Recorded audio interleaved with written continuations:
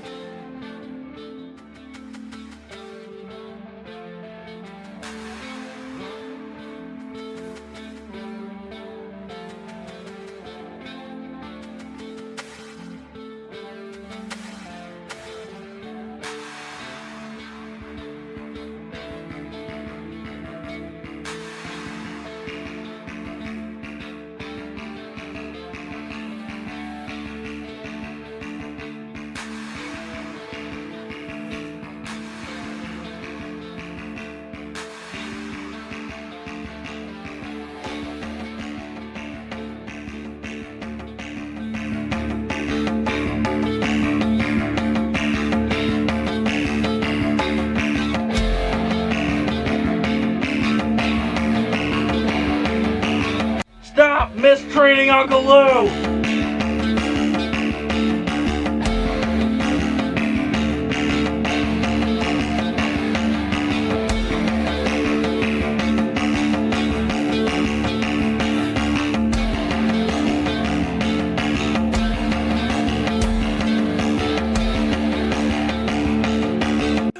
Georgia Queen, woo! Come on, man!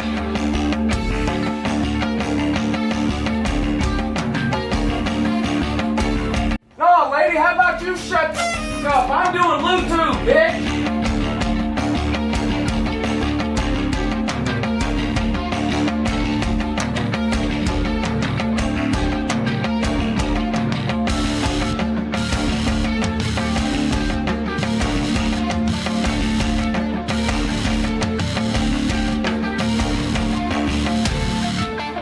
I'm just a little bit perturbed.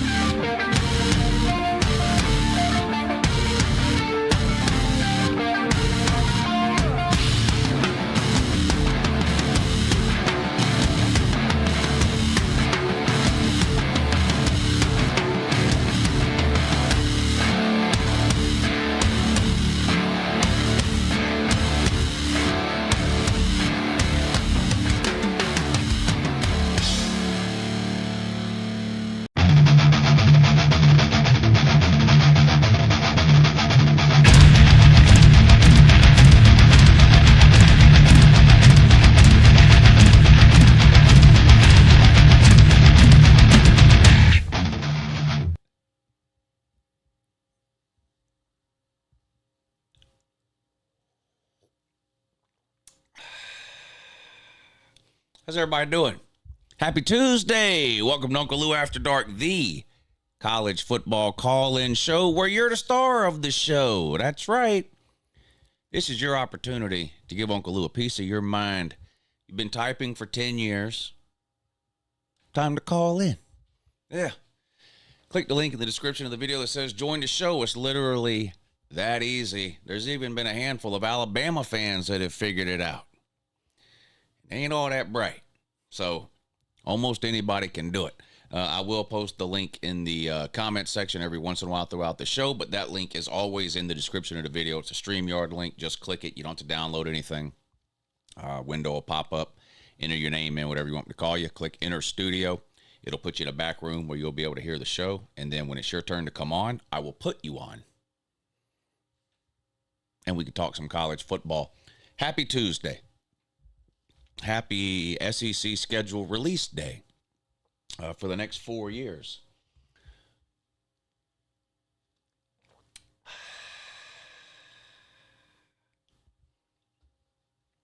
Can't wait to hear the pointless complaints about the SEC schedule release. Already seen somebody on Twitter, a Georgia fan, and he goes, "Yeah, the SEC is out to get us again. We got to play at Texas and at Bama."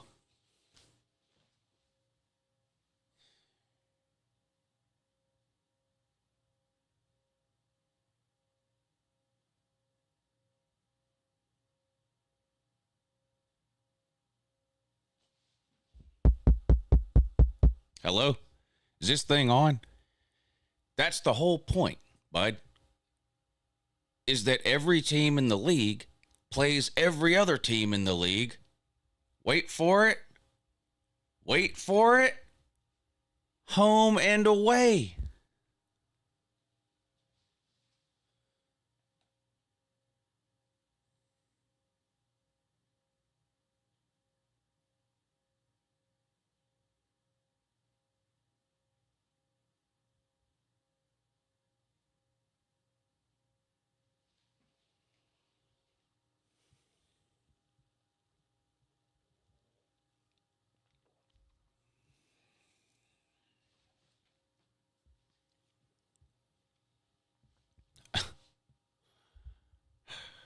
I don't get it.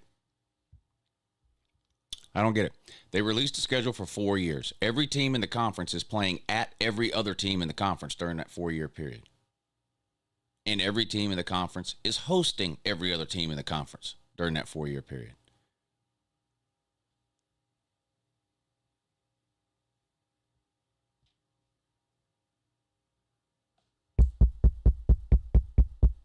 Hello?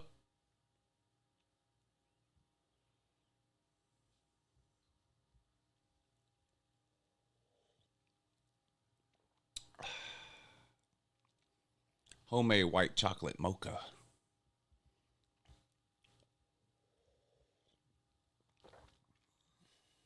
Why is it a white chocolate mocha? Why isn't it a mocha white chocolate? I don't know, man. I didn't make up the name of it. Why is it the Georgia-Florida game and not the Florida-Georgia game? Well, because Georgia's way better. That's why.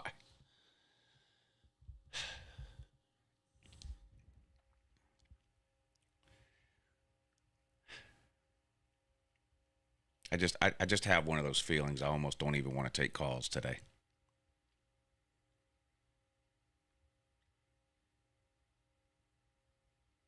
There's somebody in the comment section of my top 25 video, an ACC person, accusing me of Big Ten bias.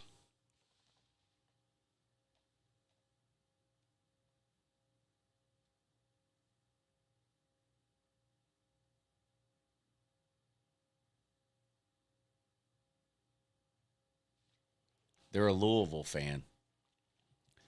They're a Louisville fan. They're accusing me of Big Ten bias. Keep in mind, there are not one but two ACC teams in my top 5.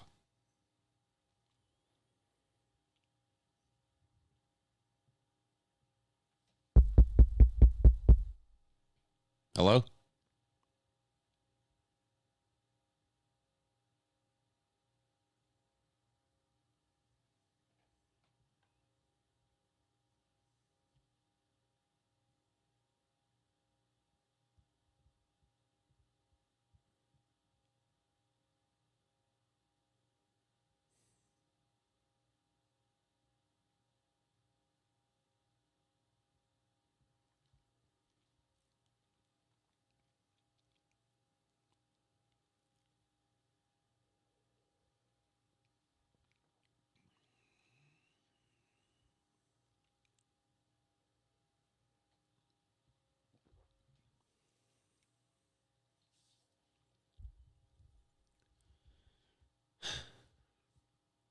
On top of that, this ACC person is a lady type person, which is fine. There's nothing wrong with being a lady type person. But she's going on and on in the comments about how I shouldn't be talking about college football because I never played football a day in my life.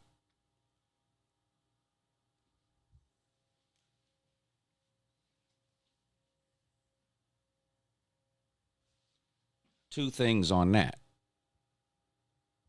No, 3 things on that. Number 1, doesn't matter, lady. Doesn't matter whether I ever played football a day in my life or not. You can still talk football. A lot of you have never held political office, but you still have diarrhea to mouth about politics. So that's number 1. Number 2, I did play football, lady. What are you talking about? I know you watch Uncle Lou every day like you're supposed to, but what is it? How do you explain that?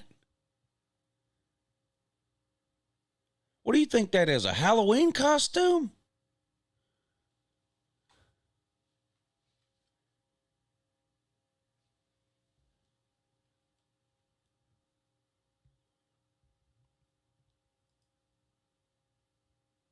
No, lady, how about you shut the up? I'm doing LouTube, bitch. That's number 2. Number 3,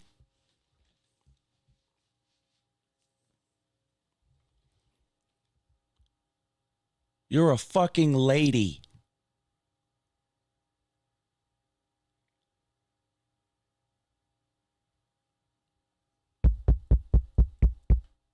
Hello? By your own rule, you can't talk football, dummy.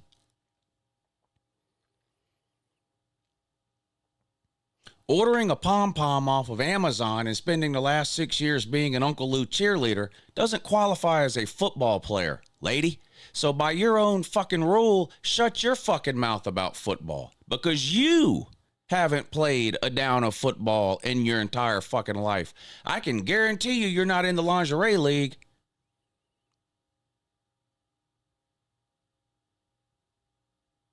Lady.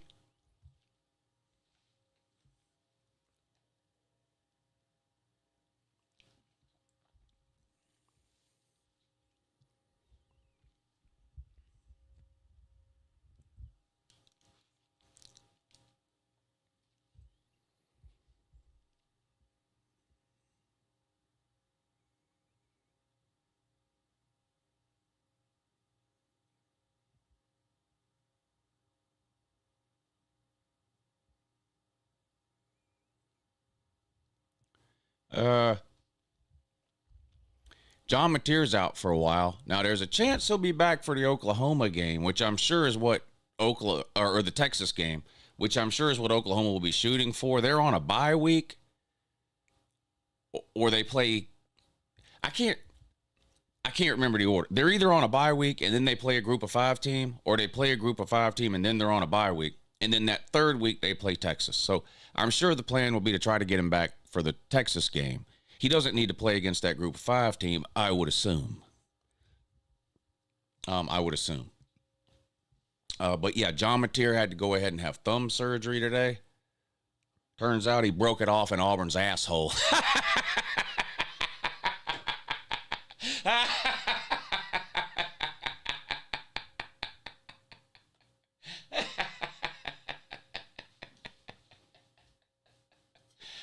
They had to sew it back on.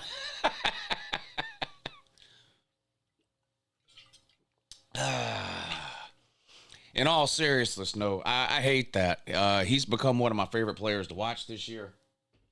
He's on everybody's Heisman list, including Uncle Lou's. Don't know if he only misses the one game. I don't think that would completely derail his Heisman chances. He, as long as he just misses that one game and can make it back for the Texas game and play well the remainder of the year, play at a high level, I think he'll probably stay in the conversation in terms of Heisman. I don't think missing the one game would necessarily knock him out there.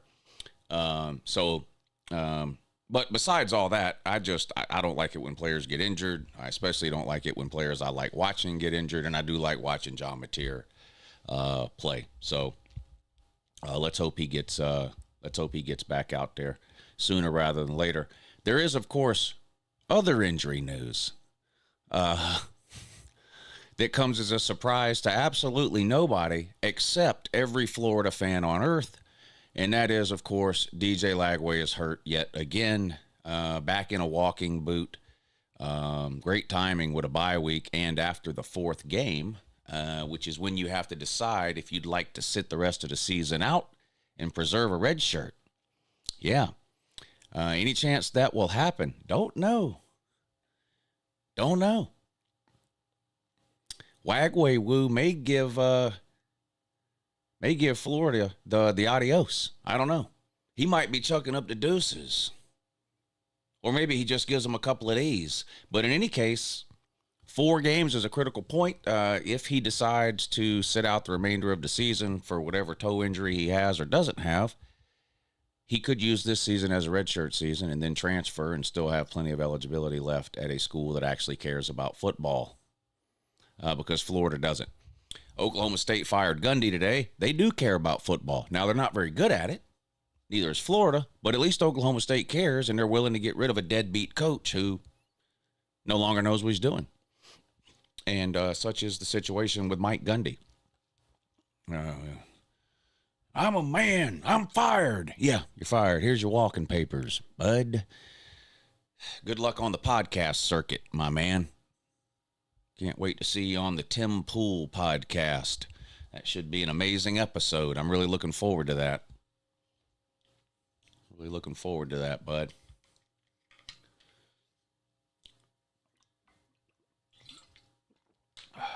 It'll be a real banger, I'm sure. Don't forget to throw away all your Tylenol. It's very important. Get rid of your Tylenol. Can't take it anymore. Just suffer. Suffer in silence, preferably. Throw away all your Tylenol. It's very important. Very important that you do that. What else? Morning announcements. Thank you for reminding me. I'm happy to announce that this Saturday's Patreon stream will be, what a shocker, prime time. Alabama and Georgia, Penn State and Oregon both play in prime time this Saturday. I put the poll up on Patreon on Sunday, and it's at about 85%. The vote is for prime time. So the Patreon stream this coming Saturday will be at 7:30 p.m. over on the Uncle Lou Patreon page. So make sure you tune in for that, all you good people who are signed up on the Patreon page. If there's anybody not on the Patreon page and you want to be, That link is in the description of the video. There, I posted in the chat right there, Patreon benefits. Click that link. It'll take you to the Patreon page. Get yourself signed up. Hang out with us on Saturdays and watch college football. I'm giving away $1,000 in less than 2 weeks on October 11th, I think is the date. Is it October 11th? Or is that 3 weeks then? 2.5 weeks, whatever it is. October 11th. However far away, however long away October 11th is, right? Yeah, October 11th. Giving away $1,000 on October 11th on the Patreon page. You have to be on Patreon to be eligible to win, and you have to be on the Patreon stream on October 11th in order to win. Other than that, hey, good luck. Good luck. Take, lose money. Take, lose money. Yes. Yes. Take, lose money. Any more announcements of note? Streaming schedule for the rest of this week will be Thursday night at 9 p.m. for the call-in show. Friday night at 7 p.m., we're going to hang out and watch some college football right here on YouTube. Florida State plays at Virginia. There's another good game on, too. That's at 7 o'clock, Florida State at Virginia. TCU at Arizona State comes on at 9. Houston at Oregon State at 10:30. So if you're like me and you have absolutely no life outside of college football and you're going to be sitting home watching those games on Friday night like I am, come on over to the channel. We will hang out. We will watch the Friday night games. I've done it 2 or 3 times this season. We always have a good time on that Friday night stream. So stop on by, say hi, and let's watch some college football Friday night. Saturday morning at 9 a.m., the college football kickoff show. We do that every Saturday morning at 9. We get you set for the entire day's slate of games. We talk about what food we're eating, which is extremely important for college football Saturdays. Saturday morning, 9 a.m., the college football kickoff show. I think that's it. I think that is just about it for the morning announcements. Yeah. If I think of anything else, I'll be sure and let you know. Manning for Life, thank you for the super chat, says, I'm more down bad than a Florida fan right now. R.I.P. to Mateer's thumb. In Hawkins we trust. Boomer. Why are you an Oklahoma fan named Manning for Life? That's going to need to be explained to me, I think.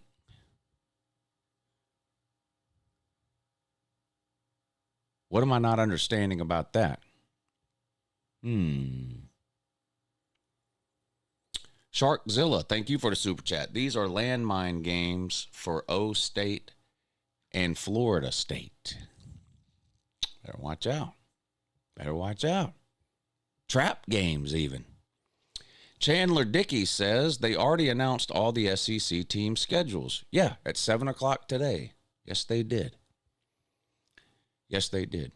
Did you think I was releasing that information tonight and they beat me to it or something? Yeah, that was announced on ESPN2 and SEC Network tonight at 7, bud. DJ Bootway, you say. Hitting the highway. Go Tigers. Thank you, Devin Johnson. Appreciate y'all hitting the super chat to help support the show today. All right, who's ready to talk some college football on a Tuesday? Who's ready to go ahead and do that? I'm sure is. Am I? But am I, though? Yes, I am. I certainly am. Yeah, don't show that message again. Good morning. You're on with Uncle Lou. Oh, Lou, what's up, bud? Hey, Eric. What's going on, buddy? Oh, not much.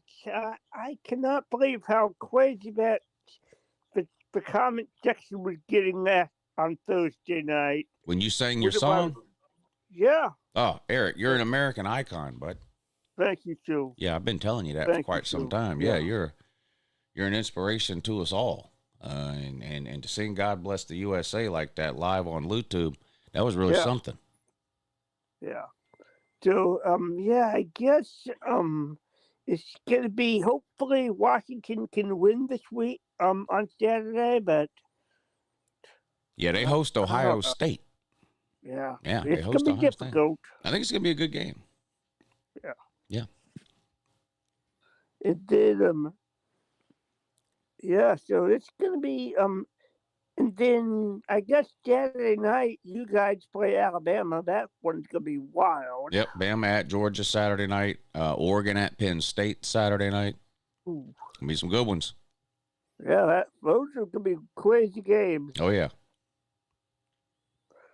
Yeah, and then I'm hoping that Mateo is healthy in a couple of weeks. Yeah, he had the surgery today. I don't know anything about thumb surgery. The announcement said he could be out 2 to 3 weeks. If he's out 2 weeks, he'll be back for the Texas game. If he's out 3 weeks, he may miss the Texas game. So we'll see. Yep. So, but overall, I really like how my Mizzou guys are doing. Yep, beat really South Carolina this past weekend. They're undefeated still. They're hanging in there. Yeah, we did. Yeah, we did. Yeah. So, I don't really have anything else to say. Everybody have a great night. All right, thanks for the call, Eric. It was good to hear from you again. There you go, Eric. An American Idol, so to speak. Good morning. You're on with Uncle Lou. Hey, Lou. Hey, buddy. You mind if I say well wishes for John Mateer? I don't mind what you say. No matter to me. I'm not the government. I'm not going to shut you down. Everyone bow your heads. Dear Lord, we lift up John Mateer to you today. Grant him steady hands, heal the broken bone, and guide the medical team in precision and wisdom.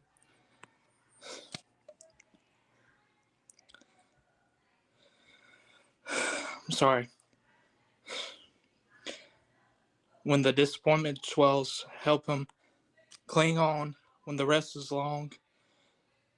Sustain him with patience. Give him resilience and rehabilitation, courage on the sidelines, and spirit to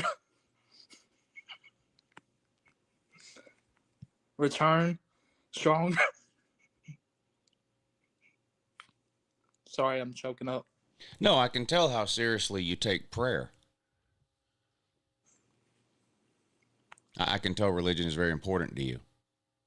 I can tell. Yes. I can tell how you're laughing and praying at the same time. How important your religion is to you. It's almost as if it's a joke. No, I wasn't laughing.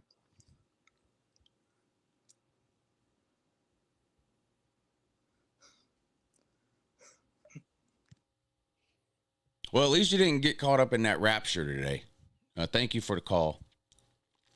Good morning. You're on with Uncle Lou. What is going on, Lou? It's time nothing. for some. But I would like to make an observation really quick, though. Yeah. So I can make jokes about religion, and I'm the worst human being on the earth. But somebody who's actually religious and believes in that kind of thing can mock prayer, and that's fine. All right, go ahead, caller. Yeah. Okay. I don't tread into those waters. I mean, I put Jesus Christ on the we're back list, and people threaten to burn my house down. But then somebody can make a joke out of a prayer, and I'm pretty sure prayer is like pretty sacred in religious terms or whatever. Yep. And they can turn a prayer into a joke, and it's no big deal. But if I put Jesus Christ on the we're back list, then what? Somebody thinks they're going to come over here and lay hands on me. They can try. But anyway, go ahead with your call. Well, obviously, put up or shut up time for a couple teams this coming week. Mainly, obviously, Penn State guy here. So, I gotta say, I'm a little disappointed. Because Oregon couldn't pull out a number 5 ranking. Because now, if we even beat them, that top 5 record doesn't change. Oh, yeah. Well, your top 10 record ain't that good either, so. No, it's not. You're correct. That'd be good too, so at least that'll help that out a little bit. It's just I can't wait to hear it, no matter what the outcome is, unless we blow them out of the water, which I don't think anybody is reasonably expecting. Yeah. There's not going to be a single person out there, oh, it must not have been a big game because, James Franklin won, of course. But I don't know, man. I'm, of course, excited. It's good football. There's 2 good games on at the same time. And, oh, man, this is This is kind of what we've been waiting for. I genuinely think we can probably win. You don't. I know Come that on. sounds You're so trying to confident talk. right You're trying now. to talk yourself into it. I generally think 100% that we might be able to win. I mean, it sounds like me with the Georgia Bama. I'm just saying. Well, I'm picking Bama. I don't think Georgia's winning that game. I picked Penn State too, so you're screwed too, bud. I mean, I don't know what to tell you. I picked Penn State to beat Oregon and Bama to beat Georgia, so I don't know. We'll see. I mean, it's going to be the thing that I'm excited to see is our defense against their offense. I think that's probably the biggest thing for everybody. You know, nobody's expecting Penn State to come in there and, you know, start slinging it 40 yards down the field. But Dante Moore kind of coming out and seeming to pick up where Dylan Gabriel left off and coming up against an actual defense that's not just Swiss cheese, that'll get up in his face and see people talking about, you know, well, he was on the sideline for Autzen last year against Ohio State. Not the same thing. You know, he's not. I understand he has some experience before coming to Oregon. I understand he's been in a loud environment, but being in a loud environment, and this is not just whiteout. Whiteout is one of the loudest environments. Nobody's going to deny that. Being in that aggressive of an environment and still being able to perform is an entirely separate thing than being on the sideline while you're playing Ohio State at home. And I am anxious, man. I am excited. I am anxious. I want to see some smash mouth football, and I want to see some bombs drop down in the end zone as well.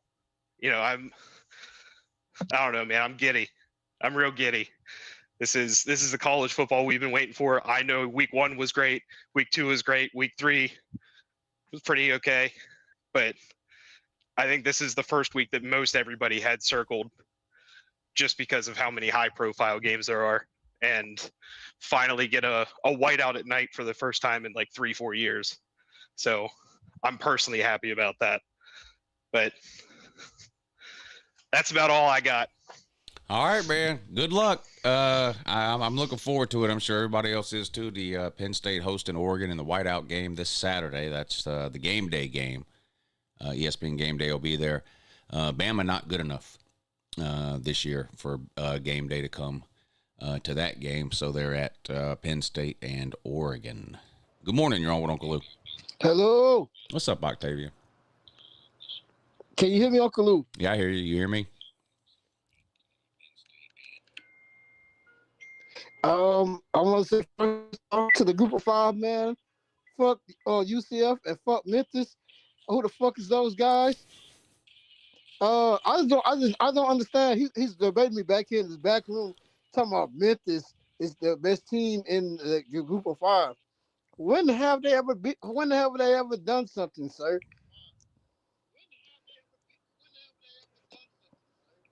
Like, really? And I just want to say for the record, what else I want to say? Fuck Billy Napier. Fuck the DJ Lagway. Man, this team is like absolutely dumpster fire. This is the worst team I ever saw in the history of Florida Gators football, man. I don't know what to say.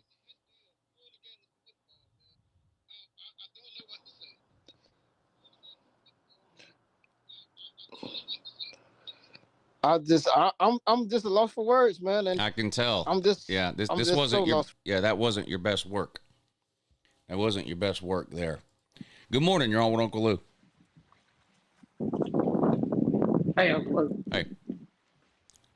Hey, what's up, man? Nothing. Doing a call-in show here on YouTube. Man, I'm surprised you're here. I thought you was going to get caught up in that rapture today for sure. No, I opted out of that. Yeah, did you? I did Yeah, too, man. because of the games. There's no way I was missing those. Yeah, no way I was missing those games Yeah. this weekend. So I opted out ahead of time. I told him some bullshit. I was going to tell you about this way. I figured we could make some money because I was watching a little Rapture talk today, and all these people thought they was going to get caught up in the Rapture, man, on the Rapture talk. was real worried about their pets. So I figured we could start up a business that says for $4.99 a month subscription, when the rapture comes and you get raptured up, I'll come and take care of your pets for you. It only costs you $4.99 a month. And just whenever it happens, I got them. Me and my fellow, my Muslims, my gays, and the Democrats will all take care of your dogs and cats for you. But on a serious note, man, I was going to give a comment, and I'll listen to you talk after that. As a Tennessee fan and an SEC fan, man, I love the new schedule. I think it's great. I think we're going to see so many cool games over the next 4 years, and I think the SEC did a hell of a job. And I heard an interview, I think it was yesterday, with Danny White, AD at Tennessee, and he said that he is not really interested in playing any more of those like one-off games in Atlanta or Charlotte, and he wants to do home and homes with Power Fours or doing Georgia Tech and then doing Washington. And I hope the rest of the league follows suit. Yeah, I wish like Georgia would. College football needs to be played on campus. Yeah. And I think that's the way to go. And he said, when you have the 5 road games, you got to have 7 games at home. So you might as well play a home and home and alternate based on whether you got the 5 home games or the 4 home games. Yeah. Yeah. But that's all I had, man. I'll appreciate you, man. Yeah, buddy. Yeah, thank you for the call. Good to hear from you. I agree. I think they did a pretty good job with the scheduling thing.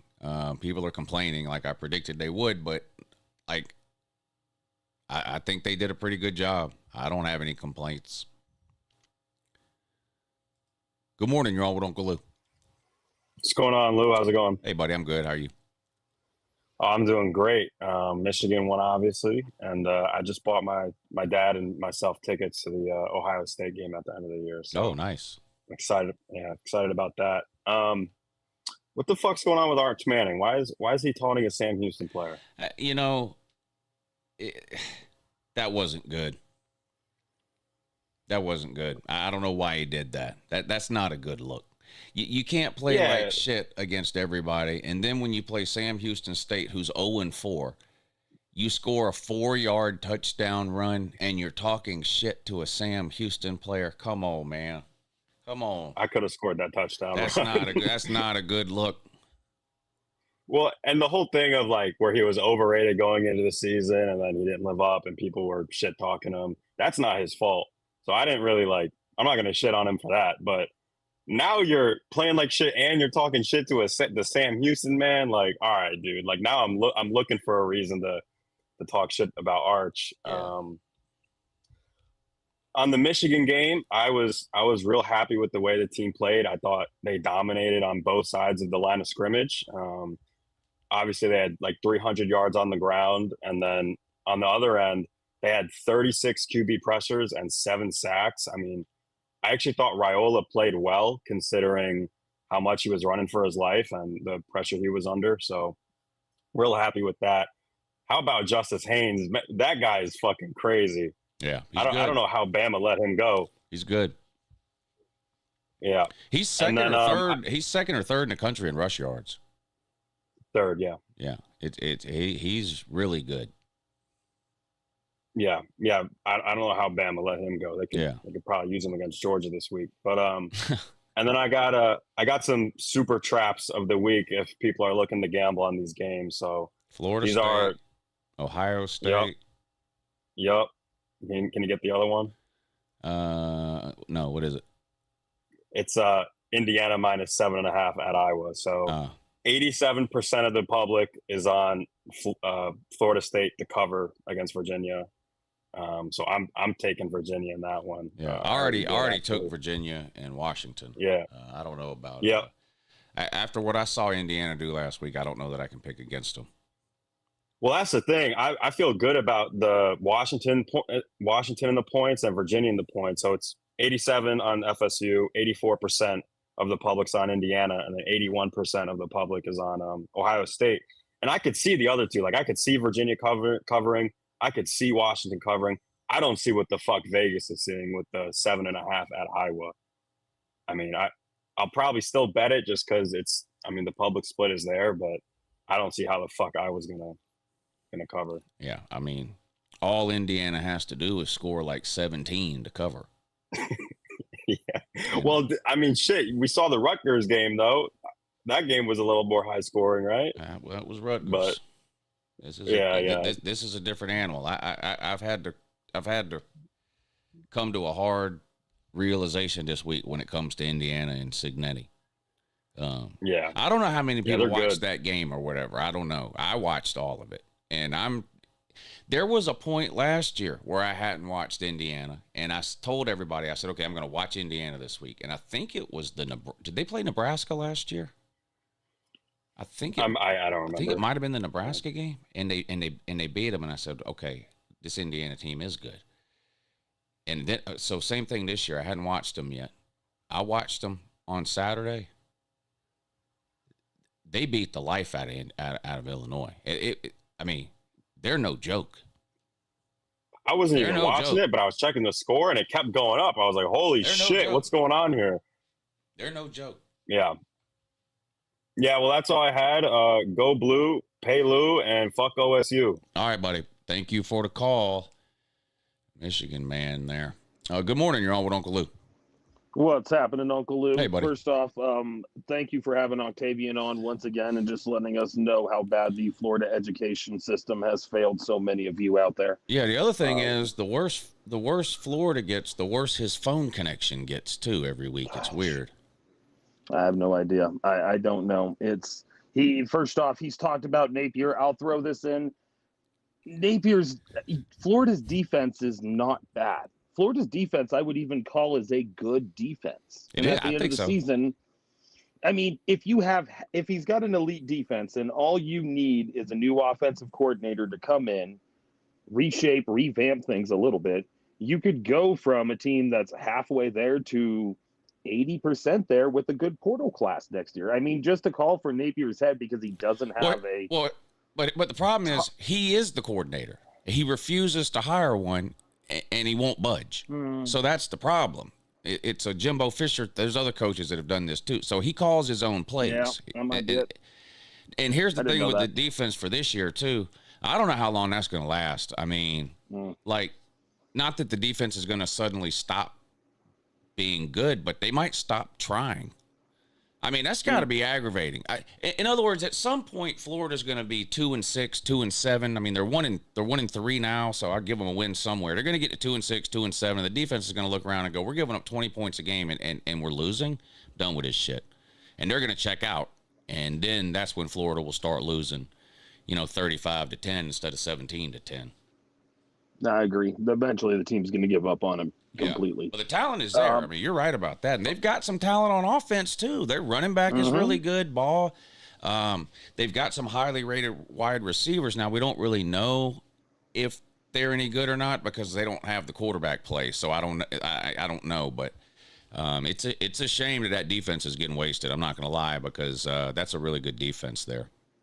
Well, then maybe it's got the same problem that just hit Gundy that's about to come for Sweeney. Evolve or die. Yeah. Learn or grow or get cut at the knees and chopped up. And then, I mean, even if you were a hero 15 years ago, you've lived long enough to see yourself become the villain. So I forget which team it was. It Alabama? I hate to compare this to segregation, but it just makes too much sense. But it would be like when desegregation was going on in college football, and you as a coach or as a team said, "Well, we're not doing that." Well, you just go, "Well, then you're going to fucking lose." And that's what happened. Was it I forget? Was it Alabama? Some segregated team. Some segregated team played a bowl game against a desegregated team and got their ass beat. And then that offseason, they went, "Okay, well, it's time to desegregate. We can't compete anymore." But that's what it's like. You don't have to like the portal. You don't have to like NIL. You don't have to like the direction of college football. But if you stick your head in the sand and ignore it, everybody else is going to pass you while you're busy playing around in the sand. And that's what's happened with Clemson and Oklahoma State in particular. Mm-hmm. So my next question, staying in the SEC, my top 3 in the SEC was Georgia, and I only give Georgia as the best team in the ACC because I trust your coach more than I trust maybe the whole team around him. I just trust you to game out at the end or close out a game at the end in a close one. I would trust Kirby over anybody else. After that, I did have Bama, but I'm starting to pull back on that. And then I was about to maybe even throw Oklahoma in as possibly the second best team. But now Mateer's out. Is Vanderbilt the second best team? What's your 1, 2, or 3 of the SEC? I don't know. Yeah, I think you got to have Georgia and Oklahoma and probably even LSU in those are the 3 teams that have looked the best so far. I mean, Alabama might be better today than when they lost to Florida State. But, like, that still happened. We saw it, and they haven't played a legitimate team since then. So I don't think you can put Alabama there. Texas has looked bad outside of last week against Sam Houston State. I know Mateer's got the thumb injury, but if he can come back by the Texas game, then they're not going to miss him because they have a bye week, and then I think Kent State, some G5 team, I think. So if they can get him back for the Texas game, they should be fine. But it's hard to tell. The thing with Vandy, I don't think, and I could be wrong. Vandy can beat anybody in the league on like a given day. I think if Pavia gets hot, but I don't know if they can win 10 games because I don't know if they can do that. I don't know if they can beat Bama and then beat Mizzou and then beat Texas A&M. I don't know if they can do that or whoever, like, whatever name 3 teams that they play or whatever. I don't know. I don't know. I wouldn't pick Vandy as a playoff team right now. Yeah, I would agree. I would have them as a bubble team. I'll end mine with toot my horn about my Ducks. Listening to the Penn State fan talking about how we're about to see a real defense. This game comes down to just a series of very simple dynamics. What does Penn State do when they don't have their tight end? It's been clear case of example of what Drew Allard is when he had Tyler Warren, poor man Brock Bowers from last year. What is Drew Allard without Ty Warren so far? Not much. It's been, and here's the other thing. Drew Allard to me was always a top 5 QB as long as he wasn't playing a top 5 team. The second he sees, and it goes back to the beginning of his career, it goes back to last year where Notre Dame, they didn't complete one pass to a wide receiver. Yeah. And their only outlet was Ty Warren. Now, I'll admit Oregon's young, but basically you're walking into the cream of the crop of 5 stars over the last 2.5, 3 years. Lanning's a gamer on the coach. I can't really. So to me, it's can Ty Warren, if we crowd the box, take away the run game, can Ty Warren throw that 40-yard bomber all the time on one-on-one coverage? I don't think so. I wouldn't put any bet that he has that ability on it. I honestly think that there's no way the wide receivers Oregon has are also extremely young, but once again, they're also those elite top 5 stars, borderline top 4 stars. They're all freaks. Each one of them are 6'3", 6'4", can run like the wind. We haven't even seen some of our higher end talent just because there's such a deep plethora of depth on the offensive side. If it comes down to a shootout, would you trust Ty Warren to win? Yeah, I wouldn't take that bet. I don't know anyone else. Who is Ty Warren? I have no idea. I've been drinking too much bourbon. I'm sorry. It was Drew Allard. Would you trust Drew Allard? Ty Warren was their their tight end from last year. I keep confusing him over. Ham Sorry. Yeah, that was Hamhock. Yeah. I don't know. The best game I've ever seen Penn State play with Drew Allard at quarterback was against Oregon in the Big Ten championship game. So if they can repeat something like that, I think they'll have a chance. But short of that, no, they probably don't. I mean, they scored 30-something points on y'all, didn't they? Yeah, and they don't ever do that. They normally lose 17-10 in those games. Warren was about 60% of their overall offense last year, and in that game, he was about the same. He had almost 200 yards and 2 touchdowns for him. So yeah, but 60% of your offense is gone from last year too, if not more. So far, we've been able to redistribute the ball out through about 7 different. You've played 3 players. Cans of corn. True. No one cares. Not I mean, it means nothing. Not intentionally. Not intentionally. We were hoping they'd be better 7 years ago when they were scheduled, but no, we have not played anyone to to that has as powerful of an offensive or defensive line they have. Their offensive line should be able to run on us. Honestly, I expect Oregon to give up the run from 30 yards till they get about 40 yards deep and the field condenses. Then Oregon will probably stack the box and force them just to play out and kick a field goal. That's what we did in the first half of last year's Big Ten championship. Yeah. All right. Well, good luck. We'll see how it goes Saturday night. Good luck to your Oregon Ducks. Good morning. You're on with Uncle Lou. Hello, Uncle Lou. How are you? Doing good, buddy. How are you? I'm doing good. I just came to talk shit. I just came because remember what happened last week, man? You said that Arkansas was going to beat us, man. What happened? Who? What happened? Memphis? You're a Memphis fan? Yes, I told you this. You called last week? Yes. Oh, I don't remember. Yeah, I picked Arkansas. Yeah. Yeah, we fucking beat them. But anyway, it was a great game. A great comeback. Absolutely. The second half. Yeah, the second half was wild. It was amazing. And Sutton Smith is something else. I'm not gonna lie. Something else. But now, Octavia, you need to stop. Okay, we would beat y'all. Okay, can we say it? Can we start right there? We would beat y'all. Okay, first thing. I hope Nick. Sir, we will beat y'all. Bro. We will beat you. We will beat you. Is ass, we will beat you. Memphis. I hope Napier stays next year. I hope Napier stays next year so we can beat him again. You know what I'm saying? You got to beat my fucking Who is Memphis? Who is them? Who's the Tigers? The Tigers, they sorry as hell. You are sorry as hell. Because y'all played a garbage ass Arkansas team that is trash. We will whoop y'all out y'all stadium. Arkansas would beat you though. Arkansas would beat you. Arkansas would beat you. Arkansas? Yes. Man, we'll beat you so bad. The Liberty Bowl. It won't even be the Liberty Bowl no more. It won't be the Liberty Bowl no more. We'll change that. Y'all not going to be in the bowl game. We will beat y'all. Just real quick, and then I'll let y'all get back at it. But one crutch leaned up against the wall is a strong move, my man. One crutch leaned up against the wall. That's awesome. That's a good look. But I'm just saying, Woo Pig Dummy, how does it feel to get fucked at the 7-yard line? How does that feel? How does it feel to get fucking get a fumble at the 7-yard line? How does that feel? If y'all didn't get that fumble, y'all asses was done. Y'all asses was done. Y'all got lucky. Y'all get lucky. That's not luck. That's skill.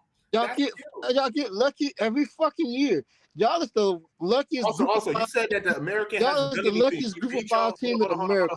We beat UCF, beat you at the Gasparilla Bowl, and then what else? You said UCF also beat Auburn, and then we beat Ole Miss. We've been winning for a minute. The American has been pretty good for a minute, so I don't want to hear that. That trash ass. Also, North Texas beat Arkansas. So, it don't mean anything, bro. It's really just Georgia, Alabama, and them, and then the rest of y'all. I'm not gonna lie to you. You're bad, bro. You're bad. You're bad at your job. You're bad. Okay. I don't want to hear anything. You're bad right now. We're gonna stomp y'all ass. So no, you're not stunting. You're not stunting. Your defense is all right, I guess. It's all right, I guess. We will stump y'all ass. DJ Uguay is still not gonna save you. I'm just telling you. They said that crutch in the background is your Florida football, sir. You gonna put some respect on him, sir. I don't respect them. I'm not gonna lie. They said that crutch leaned up against the wall is your security system. What have they done, sir? They said that's your home security system. Is that true? Go Gators and fuck Memphis. All right. I just wanted to say we're going to the playoffs, y'all. You have a good one. All right. Thanks for the call, buddy. Good luck to Memphis the rest of the way. I don't have a problem with Memphis football team in general, but that coach needs to shut his fucking mouth. Good morning. You're on with Uncle Lou. All right. That was amazing, actually. Good morning. You're on with Uncle Lou. Good morning, Lou. Sven, what's up, buddy? I'm here.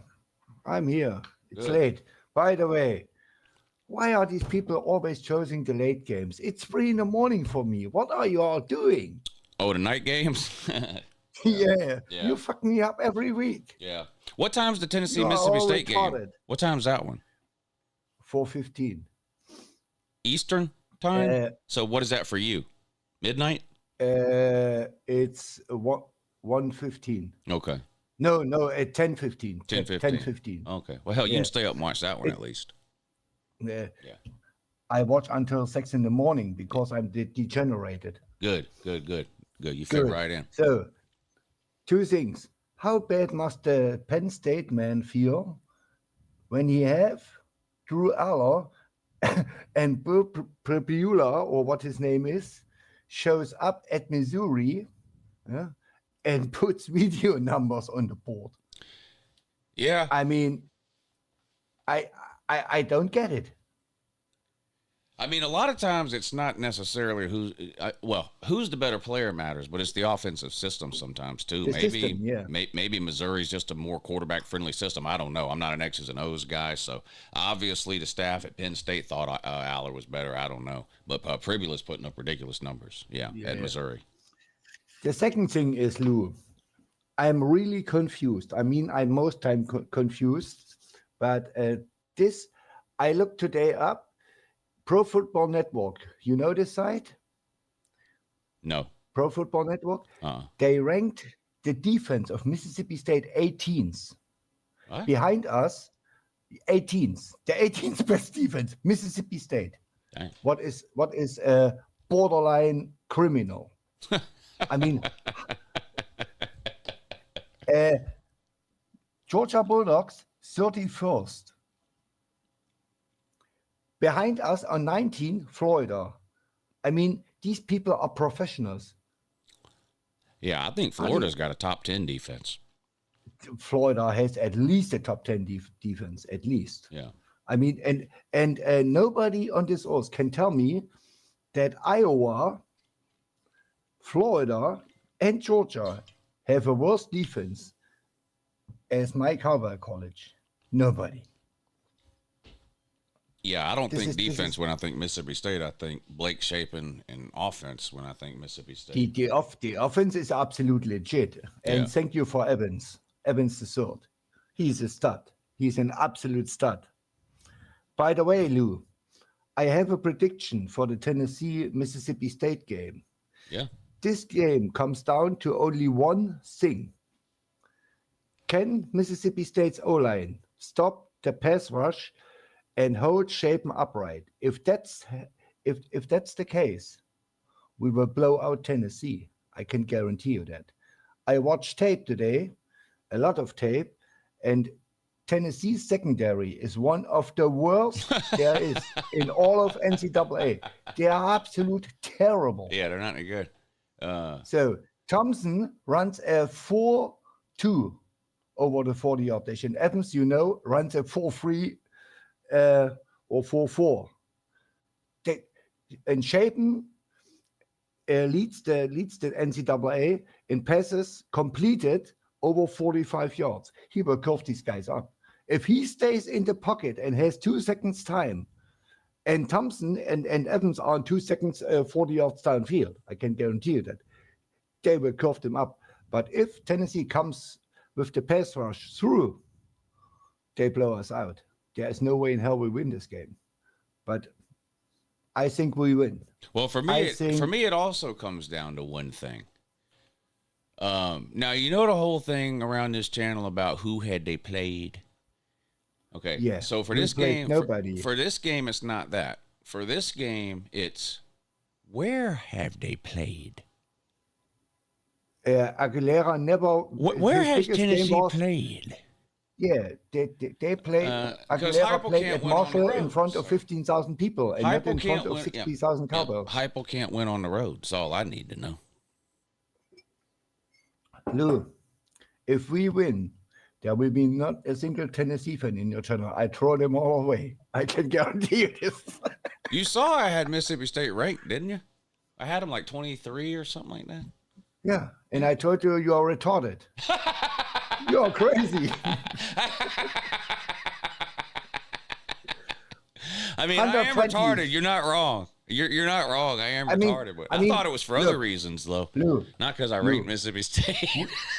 we played a 1.5 Sunbelt team in Hattiesburg, Southern Miss.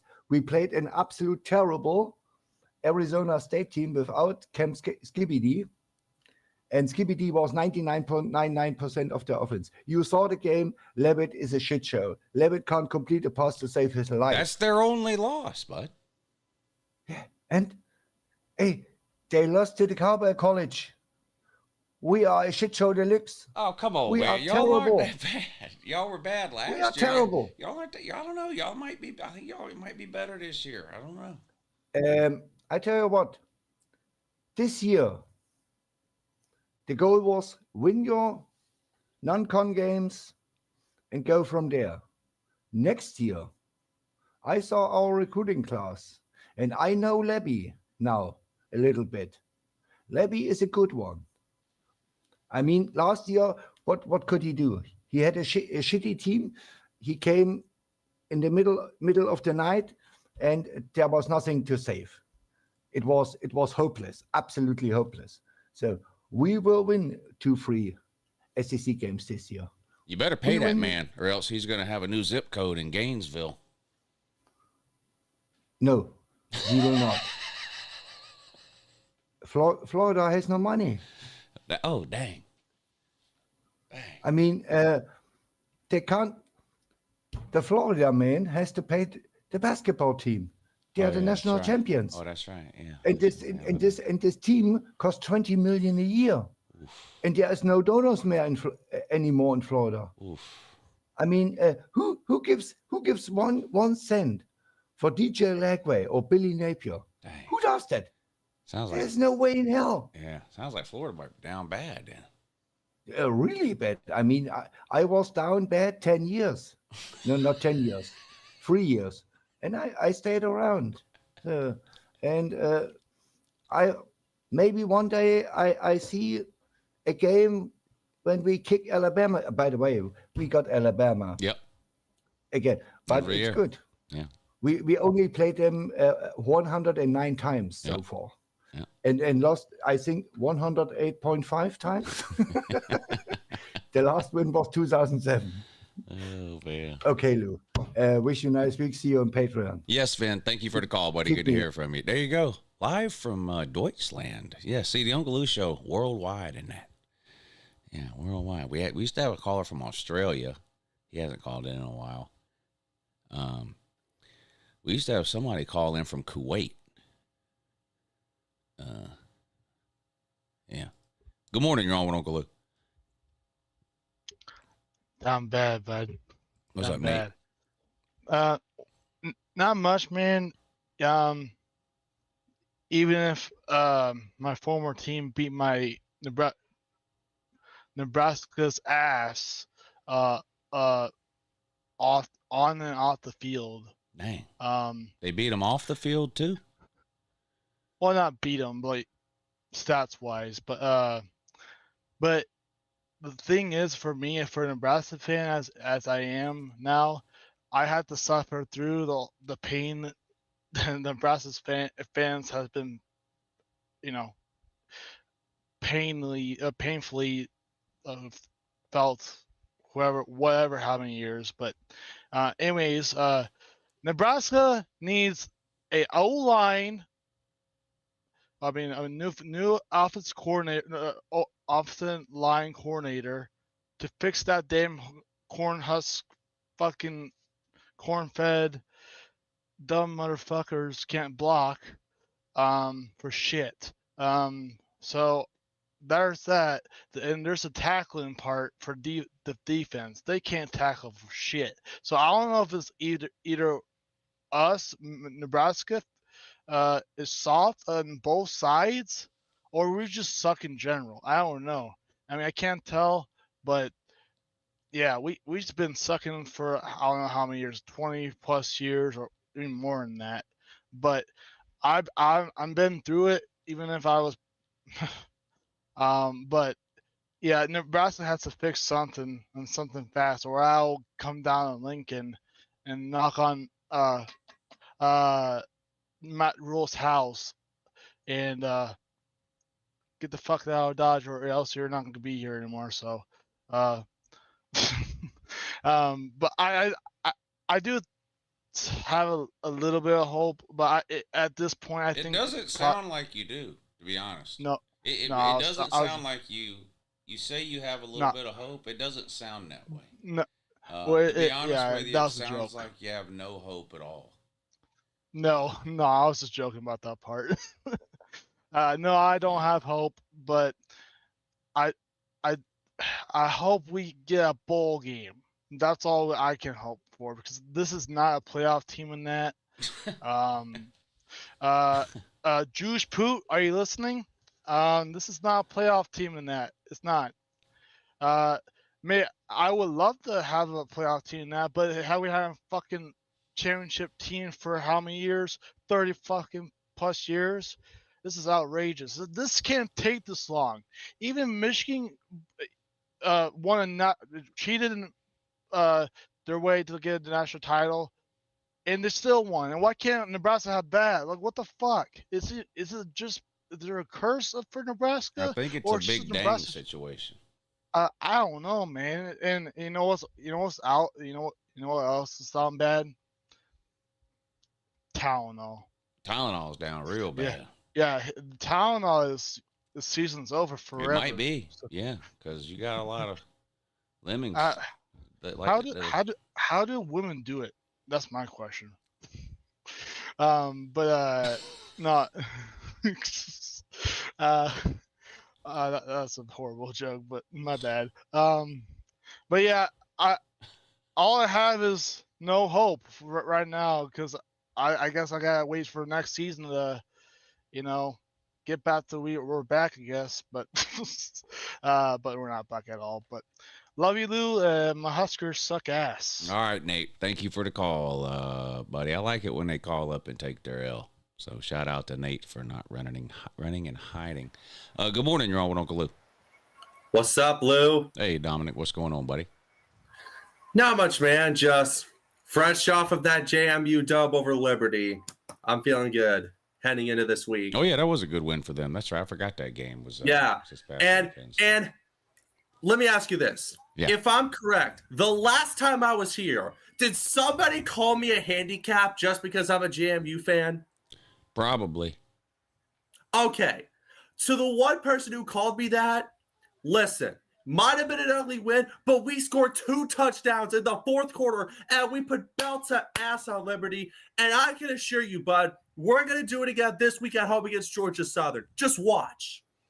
And just to, for the record, in case that person is watching, do you want to answer the question? Like, are you handicapped? So you are handicapped, or you're not?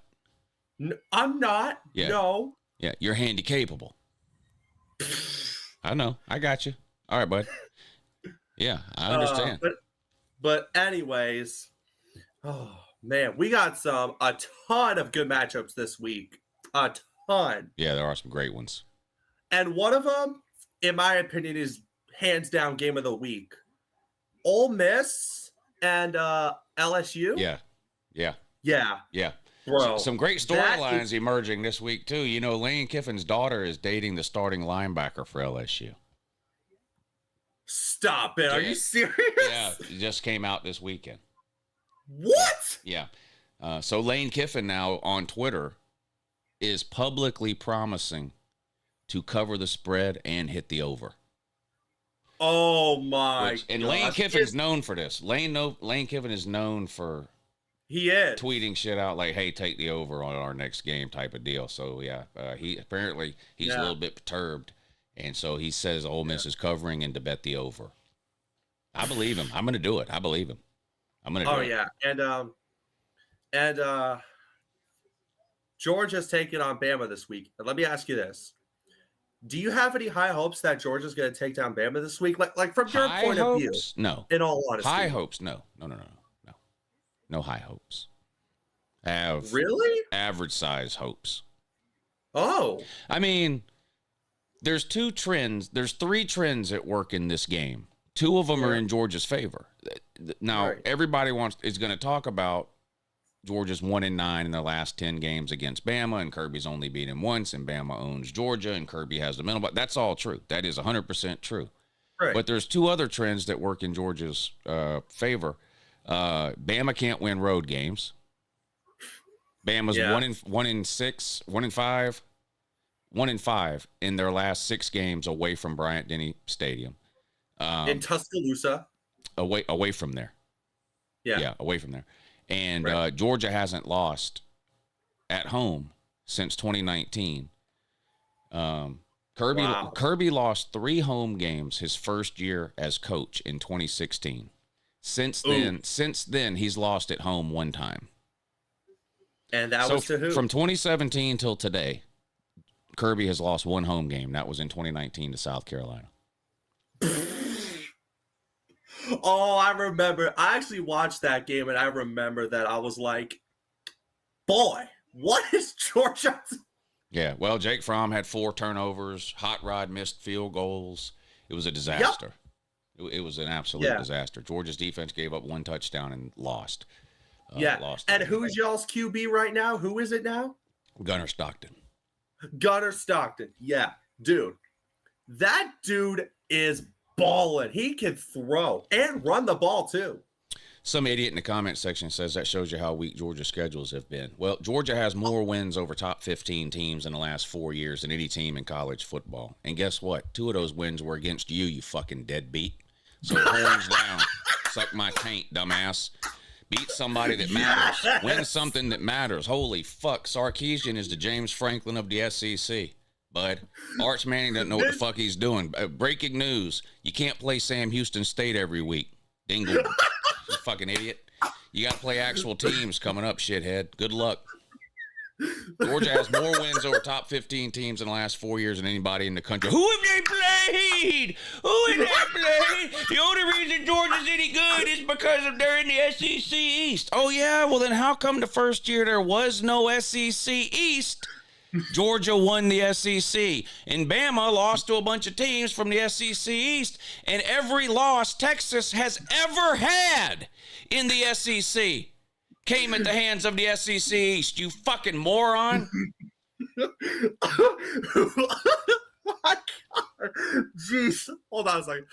And whoever said that is a 5-star dummy. Yeah, the guy's a fucking retard.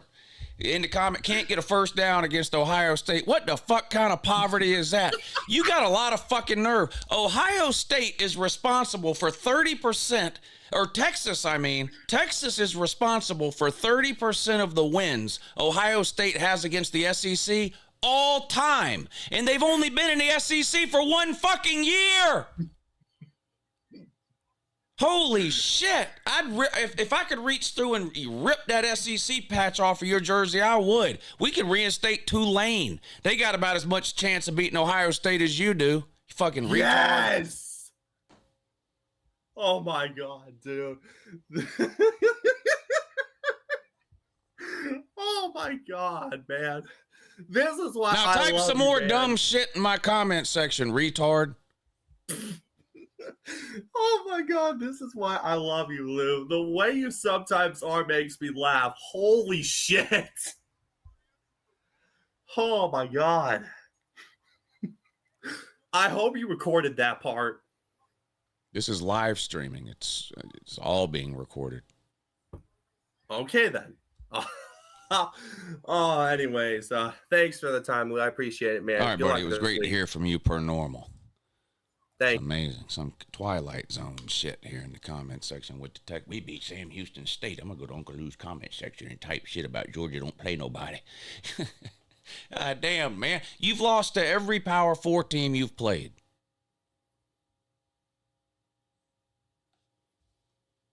You've lost to every Power 4 team you've played, deadbeat.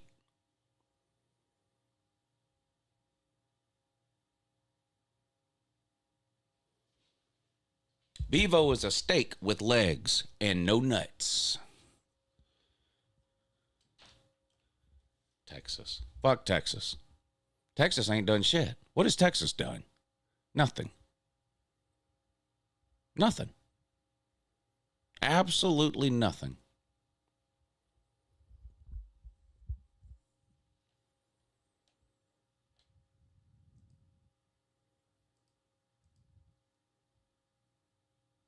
With John Mateer's thumb injured, maybe you can keep it within 3 scores. Moron. Good morning. You're on with Uncle Lou. Hey, what's up, Lou? Hey, buddy. Hey, man. So I'm just curious on your take on the whole OU Auburn thing, right? So kind of came out after the fact that OU ran that play by the officials pregame, and they cleared it, right? And so then when they ran the play on the field, they got a thumbs up from the refs, like, hey, this is, like, this is what we asked you about earlier. You guys said it was good. Now we're going to run it. And then everybody's saying after the fact that OU was trying to cheat. And it's like, the play's obviously meant to be, up-tempo, catch Auburn off guard, out of alignment, not catch the guy. So the play before, he ran like a bubble screen, right, to get him out the, onto the side there, and then go up-tempo. He just kind of stays there, walks a little further over, and then Auburn doesn't catch it. It was an attempt to trick Auburn. That's what it was. It was an attempt. It was an attempt to trick Auburn. It's an illegal play.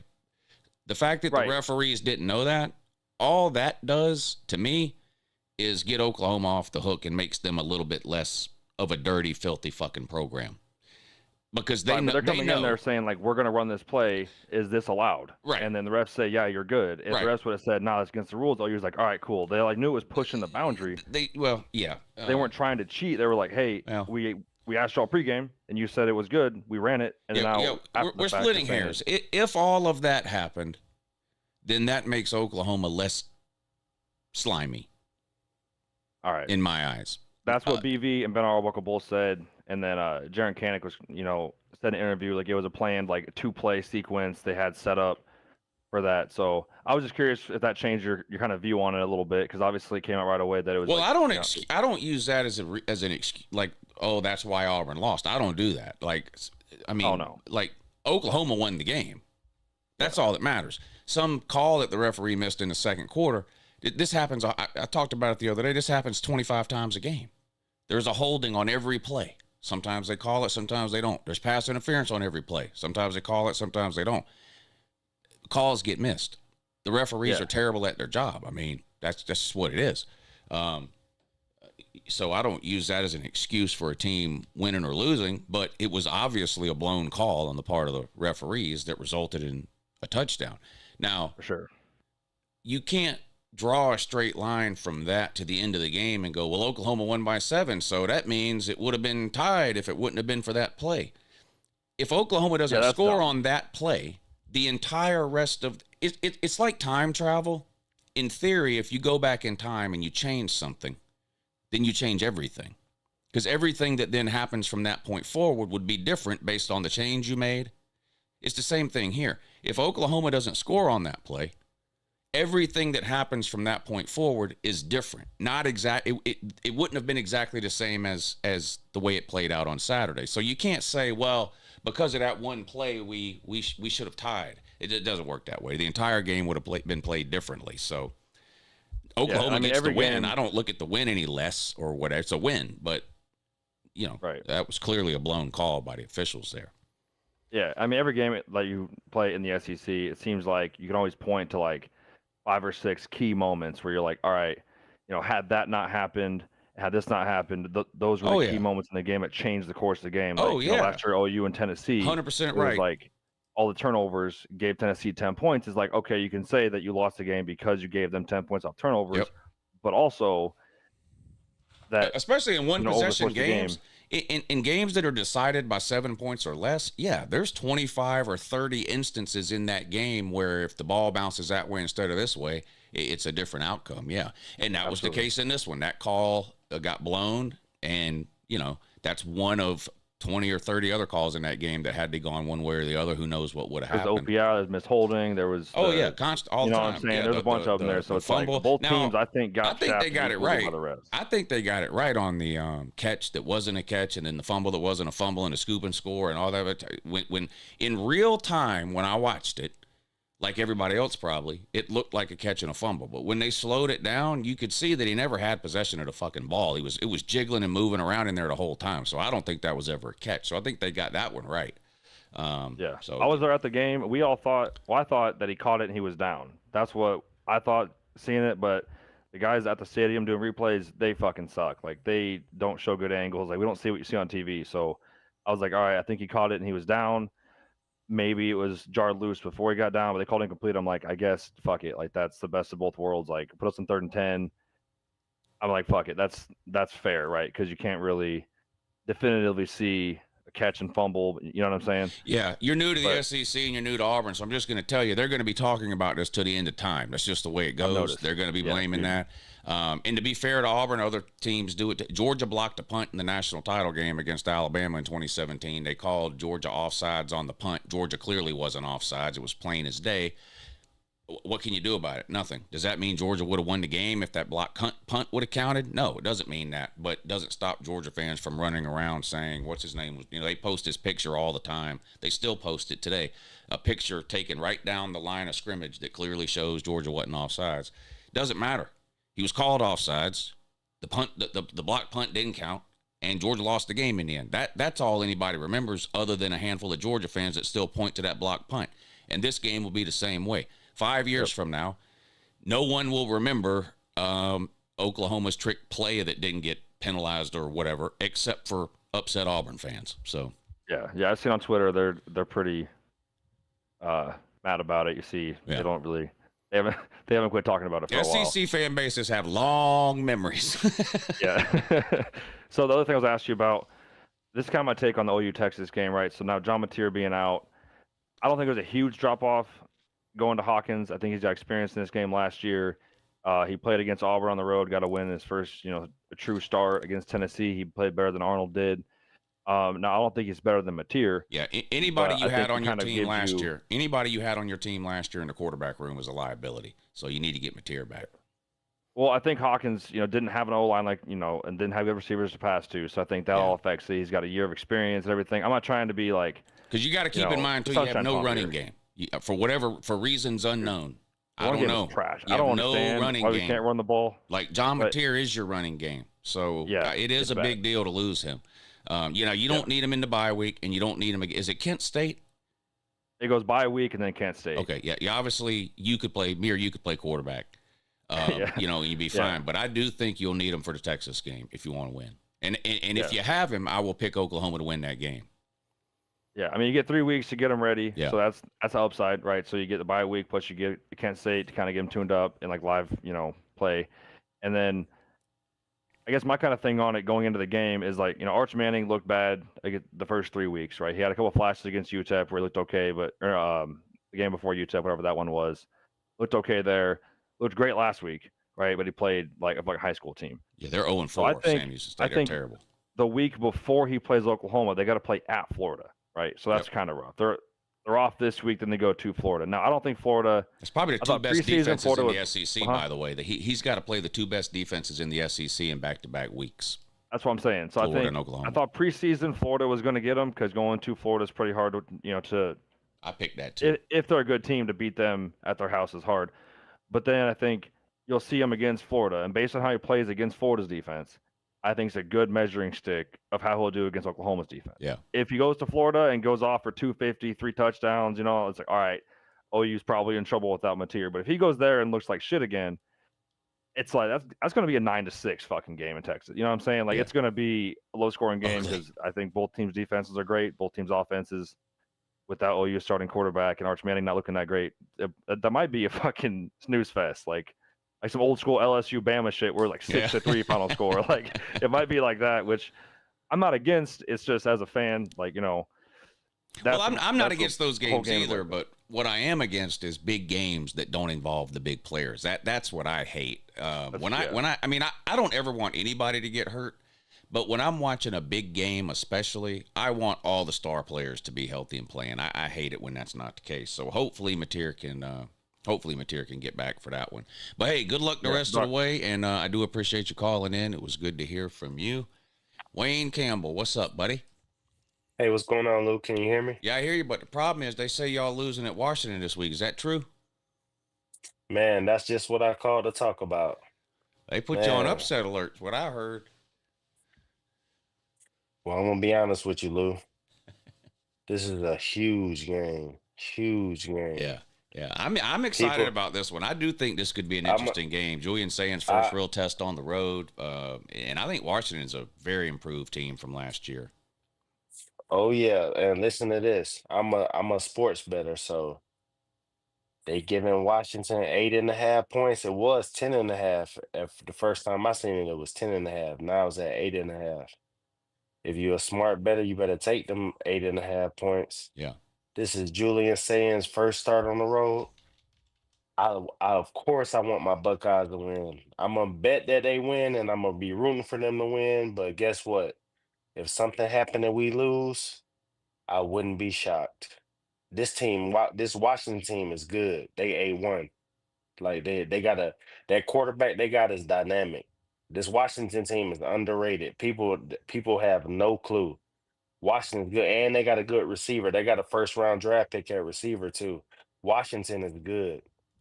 And that head coach is good too. The head coach, he was coaching that. Remember, he coached at Arizona too. He coached at Arizona for that 1 year, and he did good at Arizona. Yeah. This guy knows what he's doing. Yeah. Well, all people remember is that they were bad last year, but they don't remember why. Washington lost their entire coaching staff and 21 of their 22 starters from that team that made the playoffs. And then on top of that, they had to transition to the Big Ten. So yeah, they had a bad year last year, but they're a way better team this year, and I do like their coach. Yep, and this environment we're playing in is going to be tough to play into. This is Julian Sands' first start on the road. Yeah, I'm telling you, I wouldn't be surprised. Ohio State is not. I'm definitely a realistic Buckeye fan. I know Ryan Day is great coming off the bye week, which we had a bye week, so I think we gonna win. But as far as covering that spread, I don't know about that, man. This Washington team scored. They scored on 21 straight offensive possessions. God damn, I didn't know that. What is that, over 3 games? Yes, Wow. this Washington team is good. They rarely punt. Yeah, that's hard to do Ryan against Day said anybody, in the 21 interview straight today. possessions. Ryan Day said, "Hey, we was only able to watch 2 punts out of the 3 or 4 games they played. They only punted twice. Damn. Go figure that. This quarterback they got is good, man. This guy's a baller. I'm telling you, people are underestimating Washington. Washington is a good team. I wouldn't be surprised if we lose. Now, I'm going to pick Ohio State to win the game, but I do like Washington to cover anything over a touchdown. Yeah. But Lou, I got one question. I got one question for you, Lou. All right. Who is Bo Jackson? Well, that's all I've heard for a week because he had a bunch of yards against nobody. Man, this guy, that's all they talked about when we was recruiting him. Now he get to campus and they don't really want to give him the carries. And as soon as he gets some carries, this guy's like he reminds me of Travion Henderson almost. Like he's a home run guy. Like I'm telling you, he can take it the distance. This guy, and he's a real running back. He's our best running back. I don't know why we got CJ Donaldson and that's the guy, James Peoples. I mean, those guys are okay. I mean, they can get us through the season, but our best running back is Bo Jackson. I've We got to always get Bo thought Jackson too, to football. Yeah, I've always thought too that there are some positions that are hard to the transfer from high school to college. Depending on the position you play, like quarterback is obviously a huge step forward from high school football to college. Cornerback, left tackle. But running back, especially on obvious running downs, if you're a good running back, you're a good running back, whether it's your first day there or you've been there for 4 years. If you can catch a toss sweep and you're a good running back, you're a good running back when you're 18. Now, where you run into trouble is, third downs, protection issues. If you get to audibling or changing plays at the line of scrimmage and the freshman gets confused and goes the wrong way, shit like that. But if you can send if a freshman is good enough and you can send him in and just say, okay, we're going to hand the ball off to you on the left side or whatever, then they should play right away. Yeah, he reads his blocks good too. Like he's a real, he can really run the rock, man. We got to get Bo Jackson to football. Yeah. Jeremiah Smith, everybody knows, so they gonna know to double team him and triple team him. There's nothing we could do about that, but we got other weapons too. We're not worried about that. We'll throw it to our tight ends. Shoot, Ryan, they gonna line up in 12 personnel Y'all all play day. Indiana? He gonna use. I can't remember. No, we don't. We do not play Indiana this You year. dodged one there, bud. Yeah, Holy and shit. that's what They're a I came to machine. call in the show because I haven't They're a called in for a while. machine. Hey, listen, Lou, I haven't called in for a while, but I've been listening. I've been watching, and I would tell anybody, whoever team you like, if you got to play Indiana, it's gonna be a problem. Indiana's a problem. Yeah, and look, I don't like Indiana. I hate their coach, but I have to put all that aside when I watched them play Illinois, and they absolutely dismantled a pretty good Illinois team. Yeah, and Illinois is a good team. Yeah. And don't sleep on Illinois this weekend against USC. Illinois probably I would bet that Illinois beat USC. Well, they'll definitely So, score on them because that defense is trash for the 100th year. But in a row. USC is good too. That on quarterback, offense, they're good. Like they all, but Yeah, on their offense, defense they're is good, dog yeah. shit again. They get 31 points to Michigan State. And I watched the first quarter. So yes, I know they scored a garbage touchdown late. Michigan State did on that pass down the sideline. Yeah, Michigan State's not very good. No, but I watched the first quarter of that game, and Michigan State's running through tackles, open receivers in the secondary, and I said, "That's it. All right, I've seen enough. This is, they got a ceiling again. They might win 7 or 8 games. They're not making the playoffs, and they're not winning the Big Ten. They don't take it serious. Yeah, Sparty no good. Sparty not good. Sparty should have never got rid of D'Antoni. D'Antoni was their best coach. Hell, he took them to the playoffs. Now they lost 38-0, but he got them there. Yeah, D'Antoni was a good coach, but that's neither here He nor got there. Michigan State to the playoffs. You know who didn't get Michigan State to the playoffs or anywhere close or any BCS games or anything? Nick fucking Saban. Oh, Nick Saban. Yeah, Nick Saban ain't did get them coach nowhere. there. He didn't take them nowhere, man. He didn't take them nowhere. Yep. Nick Saban. I don't know. Yep. I heard. Yep. Yep. He's definitely So better it's than a Kalen DeBoer. Oh yeah, Kalen DeBoer not bad though. He's not Nick Saban. People expecting Kalen DeBoer to be Nick Saban. He's just not Nick Saban. It's not. You're not going to see another Nick Saban. So the Alabama fans are just kind of misconstrued as far as that. They're kind of lost in the sauce, kind of. Yeah, they're down. Sort of say. Down bad. Yeah. And speaking of that game, that's what else I want to talk about. It's some good games too. Also too, Oregon is at Penn State and Alabama at Georgia. Well, you talk Those about you talk about the betting. Penn State's a 3-point favorite, bud. Yeah, I got it right here. Penn State favored by 3.5, and Georgia's favored by 3.5. Now the Ohio State game is at a 3:30 kickoff. That's a CBS game. But I'm telling you, I'm a sports bettor. If I especially if you don't like the Buckeyes, all you Buckeye haters, take the points they give in Washington. That's gonna be hard for us to cover that. Now saying that, we do have Caleb Downs on defense, so good luck with that. That's all I'm gonna say. Good luck. So, Arvell Reese, if you guys haven't heard of him, look him up. But anyway, Oregon is at Penn State, and I just wanted to get my opinion on that too, Lou. Also, too, another game people sleeping on is Arizona at Iowa State.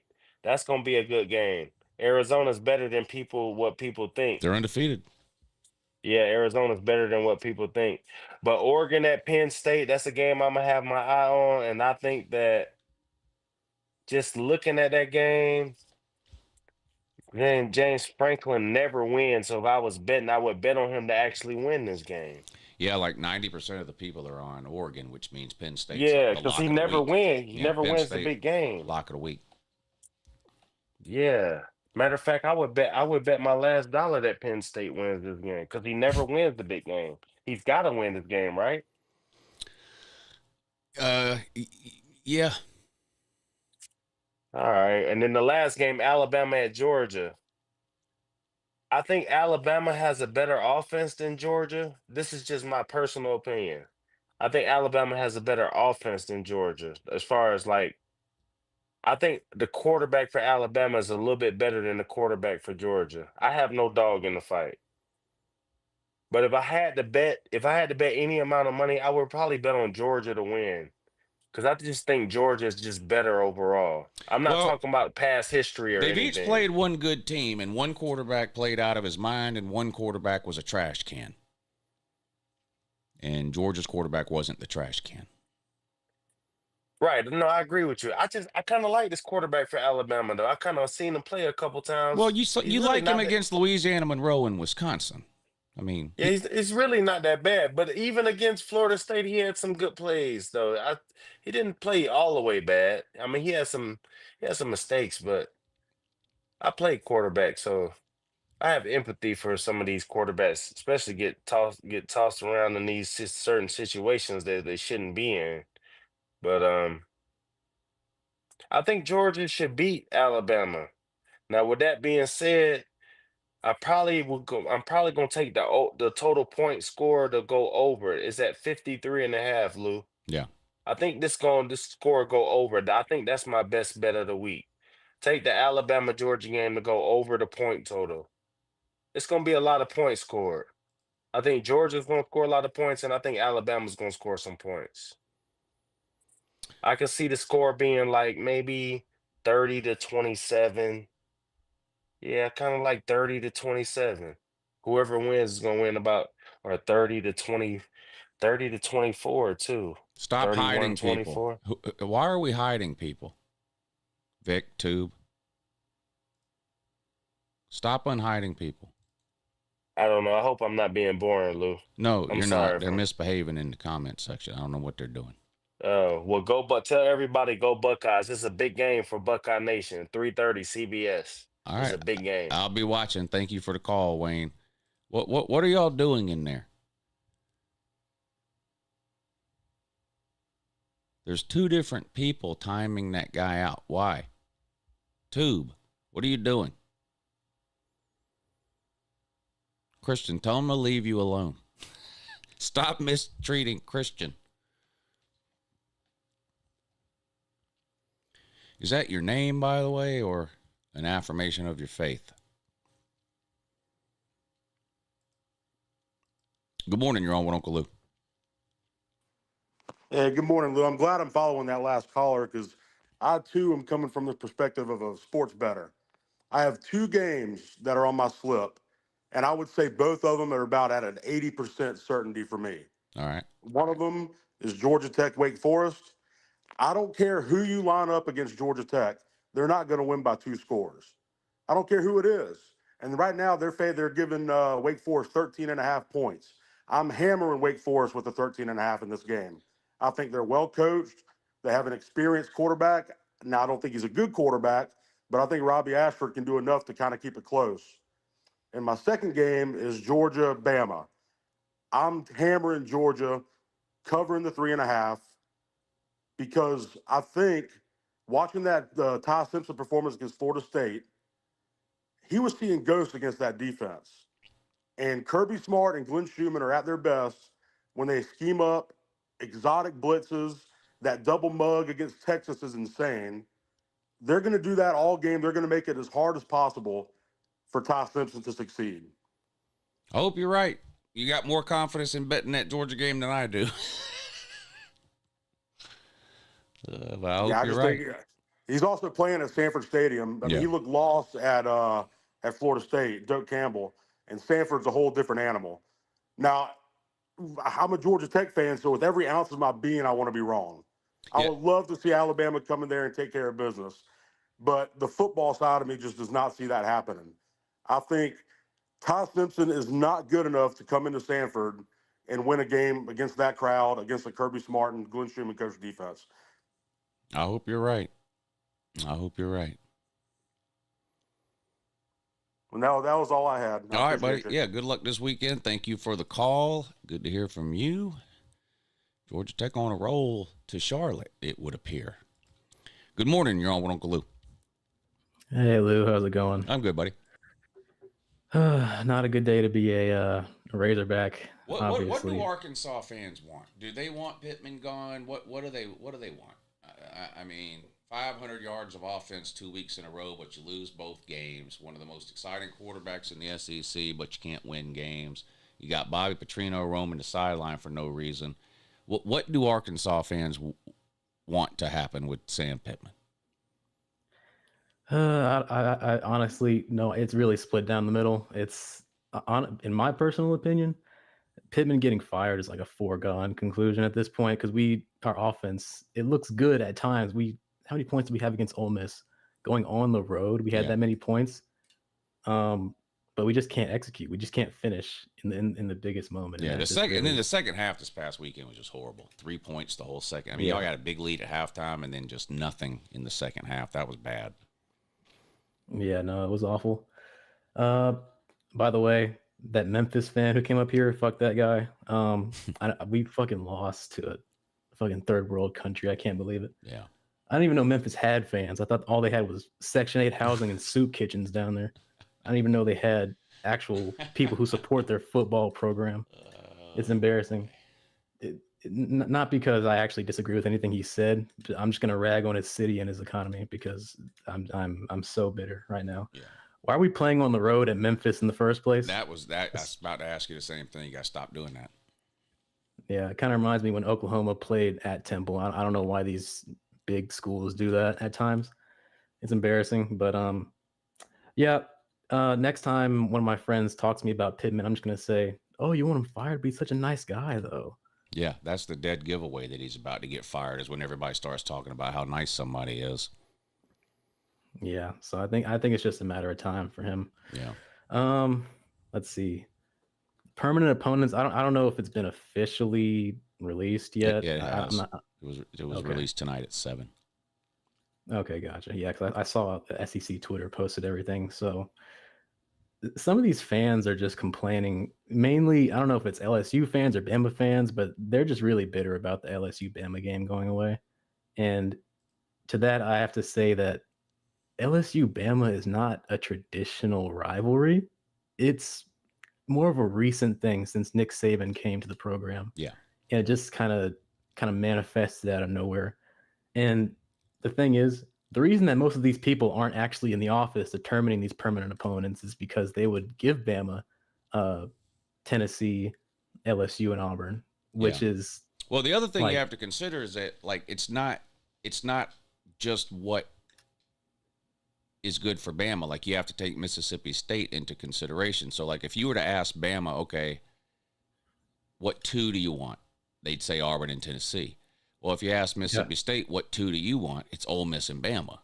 So Bama's third choice might not be Mississippi State, but Bama would be Mississippi State's second choice. So you have to. It's the same reason Georgia and South Carolina got lumped together. Georgia doesn't look at South Carolina as a rival or a game that they would necessarily need to protect on a yearly basis, but South Carolina looks at the Georgia game that way. And so it was a concession to South Carolina to get Georgia. It was a concession to Mississippi State to get Bama, and that just means there was no room for LSU on Bama's permanent 3. Because you have to take all the teams into account, not just, well, the Bama-LSU game is a good game. Well, yeah, but Mississippi State has a say-so in this too. And for them, Bama is their number 2. So that's why we got that. And I'm fine with that. And you still play everybody twice every 4 years, so it's not the end of the world. All the primary and secondary rivals got saved. And you still play everybody twice every 4 years. I think they did a great job with it. Yeah, no, I agree. I think that is a combination of those things. You have to appease 16 different teams, obviously. So it's that, and also these 3 opponents. It's has to be a balance between tradition and equity, and I think that's kind of a difficult thing to do. Because you don't know how good these teams are going to be in 4 years, but that's why they reevaluate it. Yep. So, I'm defending the way the SEC handled this, but at the same time, I'm still going to fucking complain. Why do we get Missouri, Texas, and LSU? I'm about to lose my shit. I cannot believe. You know what? I'm not even gonna. I've gone through enough pain in a single week. I'm just gonna look forward to Notre Dame, which hopefully we can pull off something huge there. Going to be a good one. Going to be a good one. All right, buddy. Good luck. Thank you for the call. Good morning. You're on with Uncle Lou. Hey, Lou. Hey, buddy. Yeah, man. So, Gator fan here. I called in a couple times, man. I was always on board with you. I was the realistic one that saw Napier come in, saw what this season was going to bring us. And I'm predicting that when we play Texas October 4th, Archman is going to have a career high. He's going to drop a fucking deuce on us.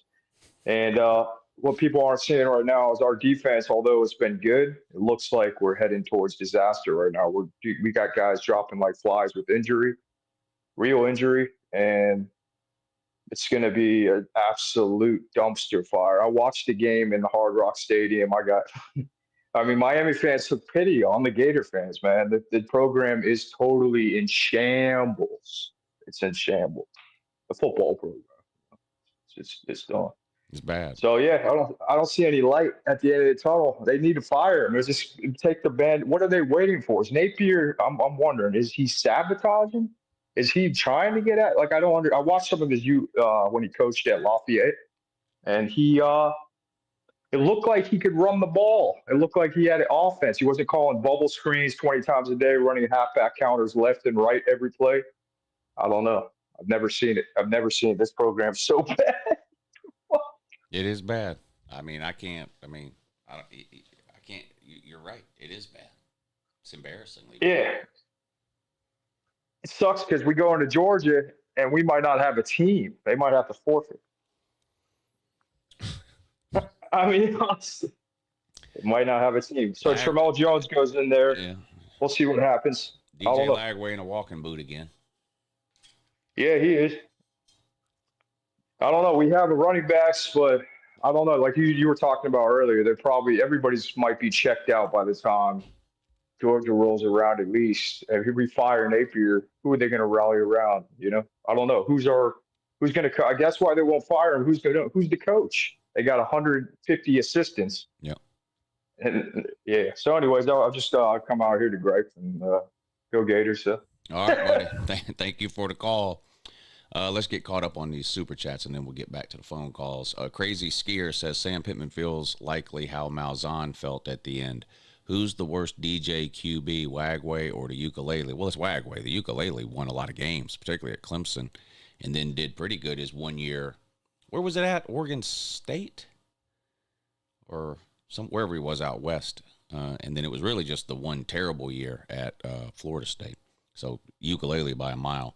Nicholas DePerno says, looks like a all-time great weekend for college football. Yeah, great games. Arkansas, Notre Dame, Ohio State, Washington, Georgia, Bama, Ohio State, Penn State, LSU and Ole Miss.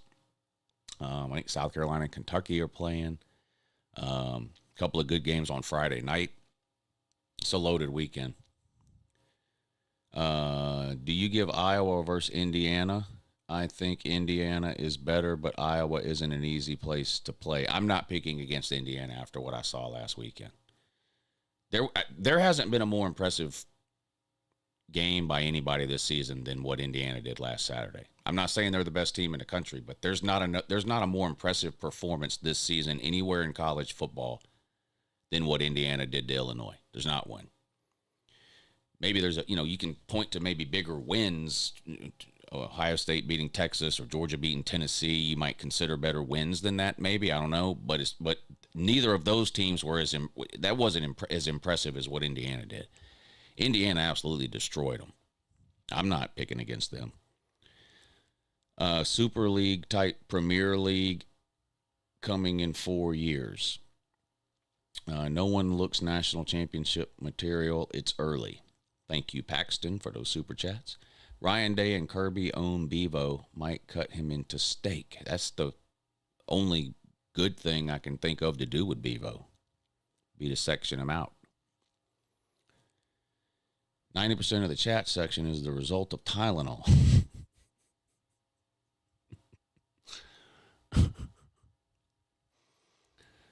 Speaking of that, I saw somebody in the comment section a minute ago saying they still can't figure out how to call into the show, that they must be clicking the wrong link or something like that. To that person, which I like you, you're good people, but I just want you to think about some of the people that have figured it out. And think about what it might mean that you can't, but they somehow can.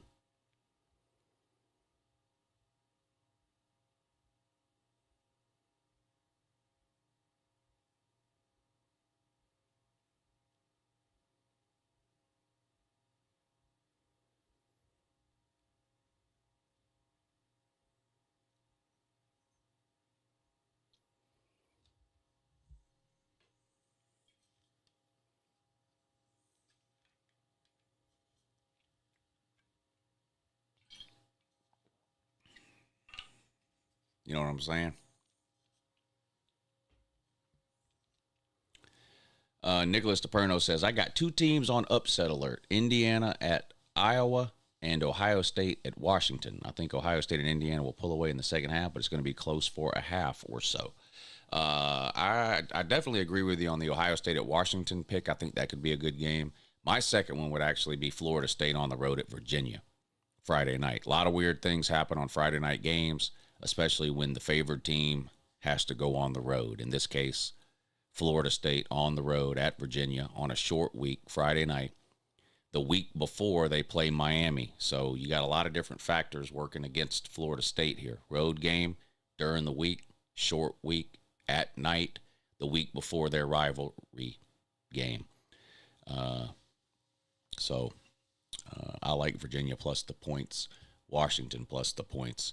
Under no circumstances am I betting against Indiana. It's not, doesn't mean I'll bet on Indiana. I might just not bet the game, but I am not picking against Indiana after what I saw last weekend. James Cooper says, quote, yes, and I called you retarded. Sven 2025. Yeah, Sven's good people. He's good people. You got any more bleach, Lou? Thanks. I'm a Florida man. I think I drank it all up. I might have to go get a refill for myself Saturday night with that Bama game. What is the spread on Clemson versus the bye week? God almighty. Clemson's so bad we're making bye week jokes about them. I tell you, the bad news is that this was Clemson's year to do something. Next year, whatever Clemson does this year, if they get to 8 wins, if they get to 6 wins, if they go 5-7, whatever, next year will be worse. Next year will be worse unless they completely overhaul that roster through the portal. And is there anything about Dabo Swinney that makes you think he's going to do that? PayPal? Say less, fam. Say less, fam. Joe, I can't get a win this week on To Beat the Bookie, man. I missed on Monday Night Football yesterday, and then I bet on the Reds today in baseball against the Pirates, who can't score to save their life until today. So I'm 0-2. And I don't like that at all.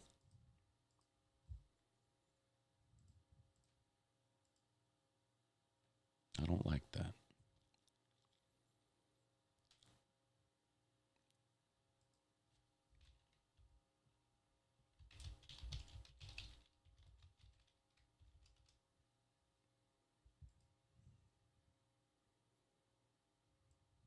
All right, why ain't PayPal working?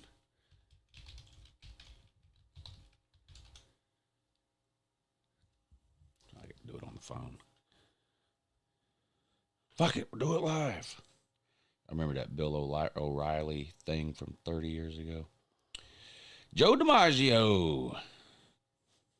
We got a big one this weekend, Lou. I'm putting a house on my Tide. May the best team win. Appreciate all the work. Yeah, I'm not betting that game because I picked Alabama to win. But I don't ever bet against Georgia under any circumstances, period. So I just won't bet the game. But I did pick Bama to win that one. So, I mean, I obviously hope Georgia wins. So I have to. This is a rare occasion, Joe, where I have to hope you lose your bet. Unless you took the 3 points, then maybe Georgia can win by 2 and we can both be happy. But other than that, that's the best I can do. But thank you for the PayPal, Joe. Very generous. Thank you. Justin Farmer says, holy shit, here we go. This is Octavian, probably. Bryce says, who saw the gump come out of the closet at the end of the Your Season Is Over video? I laughed my ass off. Was that a pillow stuffed in your shirt or your gut, though? Mick Ultra is low on carbs. I don't drink Mick Ultra because I don't drink beer. I don't drink at all except when I'm on vacation anymore. I had to quit drinking. Got myself in some trouble. Maybe you heard about it. So I quit drinking altogether except for when I'm on vacation. But, yeah, 90 Proof for Luther did make an appearance in the Your Season Is Over video. Not sure how many people saw it because some of y'all clicked off too soon. Some of y'all missed it.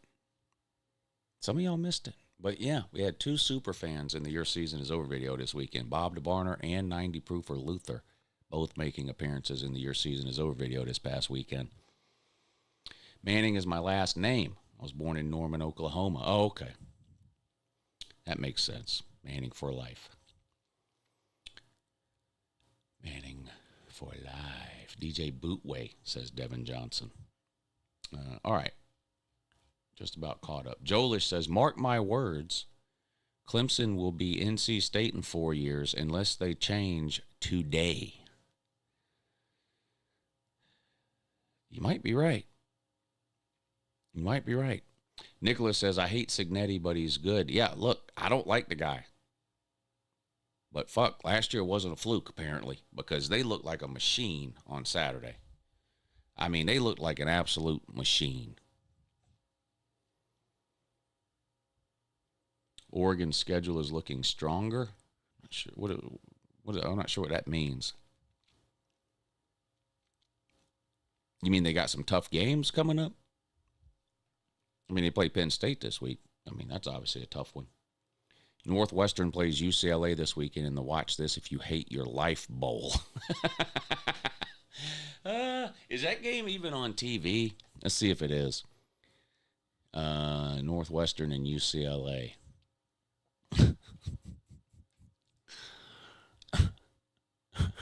Watch This If You Hate Your Life Bowl. Big Ten Network at 3:30. Which is the same time Ohio State plays Washington and Indiana plays Iowa. So there's probably more people watching me right now on YouTube than will be watching that UCLA at Northwestern game. And half the people that watch the UCLA Northwestern game are hate watching just to see if Nico loses again. But yeah, nobody's going to watch that. Nobody's going to watch that. All right. All caught up. Good morning. You're on with Uncle Lou. Yo, Lou, what's up? Hey, buddy. It's Flarpington. On Saturday morning, you took roll and you paused when you said my name, and then you sighed and said my name again. I was wondering what that was about. I don't remember what I did 5 minutes ago as far as the chat goes, so I don't have any idea. Probably because it's kind of a retarded sounding name will be my guess, but I don't know for sure. All right. Well, anyways, it's been a great start to the season. I've already got Florida fans burying their head in the sand, acting like they weren't sending me clips of DJ Lagway back in early August. I remember, I know the clip you're talking about, the one where he completed a pass against no defense, and they circulated that thing around Twitter. Yeah, I know the exact clip you're talking about. And yeah, they posted it everywhere for about 2 weeks straight. A 6-second clip of DJ Lagway completing a pass in practice with no defense on the field.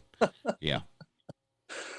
I got that. I got a clip from Kirby Smart back in April telling the media he didn't like the way Georgia's practice looked. And I'm a Georgia fan. They were trying to tell me that Georgia was going to be bad this year because Kirby said that, and how much better Florida's going to be with Lagway and Napier and all this and all that.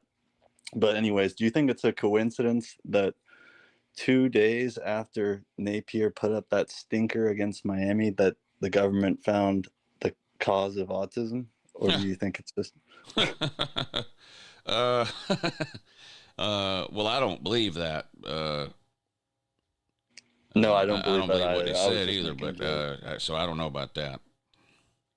I honestly find it hard to believe people do believe that. But anyways, do you tell me why you believe that Penn State is not just Clemson North with Du Allar, aka Cade Klubnik, and James Franklin, which is just Dabo Sweeney with NIL money? I'm not sure you're comparing Penn State to Clemson. Yeah, why do you? So in the preseason, you don't think Penn State's better than Clemson? No, I think Penn State's better than Clemson. I think they would be favored on a neutral site. Obviously. Do you think they would be favored against Oregon? Because they are. Yeah, that doesn't really mean anything. I still think Penn State's going to lose. It was about to mean something when you were about to tell me they would be hypothetically favored over some other team. Why does it hypothetically matter, but it doesn't matter for real? it hypothetically matters because I have eyeballs that You tell can't me have it that, both ways. You can't make your point by telling me somebody would be favored over somebody else in a hypothetical matchup, and then when I give you a line that's not hypothetical, it's actual. Tell me No, I lines. wasn't Tell me making lines my don't point matter. by saying that they would be favored. I mean, You bet asked your me- life savings on Oregon. I mean, you're getting 3 points against a terrible Penn State team. Put it all on Oregon. But still, why do you think that they're any different than Clemson? Everyone in the preseason was telling us how it's I an can't experience. I can't believe you're trying to compare Penn State to Clemson. But Penn State would beat the soul out of Clemson. Do you think if Georgia that's had a ridiculous comparison. Clemson is horrible. Every good team that Penn State can't played beat last top year- 5 teams. Clemson can't win a game. Like, well, I don't like. And so, I mean, Oregon's if you number, hate what, Penn State, 6? that's fine, but you got to find a more reasonable comparison. So Oregon's number 6. That means that Penn State automatically gets to win because they're not top 5? No. Okay, so I'm saying that Penn State is going to lose to Oregon because they can't beat good teams. Every team they played last year with a breath, they lost to. They beat SMU. Yeah, at a lot of home, people and they think beat Oregon's going to Boise win the State. game. That's a fine argument to make. Where you lost everybody is when you started bringing up Clemson for no reason. Clemson's a terrible team. They're not any good. Clemson's problem isn't that they can't beat top 5 teams. Clemson's problem is they can't beat Syracuse or score against Troy. Okay, but I'm saying Penn State hasn't played anybody this year, Lou. Right, So but why- they've I beat feel the like it's nobodies gonna- they've played instead of losing to Syracuse. It's just Okay, but what you're Penn saying State makes hasn't even no played a sense. group of- Comparing Penn State to Clemson is ridiculous. Penn State played a basketball school and 2 other nobodies. The name makes sense now. Good morning. You're on with Uncle Lou. Morning, Lou. What's Morning. going on? Nothing. All right, I got a question for you. It's a very, very serious question. I'll try to answer it. Why do you hate Signetti so much? 'Cause I don't like him. I don't like the way he talks. I don't like that he runs his fucking mouth. I don't like that he cancels all his non-con games against any decent team and schedules all FCS teams. Do you like that? You an Indiana fan? So. Are you an Indiana fan? Yeah. So I'm not. I mean, I am kind of an Indiana fan. What does that mean? My dad and my brother went there. Okay, I don't so go who- to school there. Well, but that I doesn't, am I an didn't Indiana- ask you where you went to school. I asked you if you're an Indiana fan. Yes. Okay. Yes. Were you Now- Were you an Indiana fan 2 years ago? Yes. Okay. I've been an Indiana fan for a long time. Were you calling into internet call-in shows as an Indiana fan 2 years ago? Yeah, but not your show. Okay. Yeah, and here's the thing. Like, I've heard all the stuff you've been saying, you know, with the previous callers, and like I get it, but at the same time, I saw that like nonsense video you posted a couple months ago where you're like, Indiana's going to win 6 or 7 games, and we're all going to have the last laugh. Yeah. Like That's what I do you wanted to really happen think because they I were hate just gonna fall off Signetti. a cliff? Yeah. And I wanted What him made you to, think too, because that? I hate Signetti. But did you actually think they were going to fall off a cliff, or were you just hoping and praying? Both. Well, no, I wasn't praying. I don't do that. Okay, you know what I'm saying. Were you just wishing that Indiana was going to start losing a bunch of games, or did you actually think that they were just so? Buddy, nobody likes Kurt Signetti. Nobody. The people, Big Ten people don't like him. I don't like him. My neighbor doesn't like. Nobody likes him. He's a douchebag. He's a piece of shit.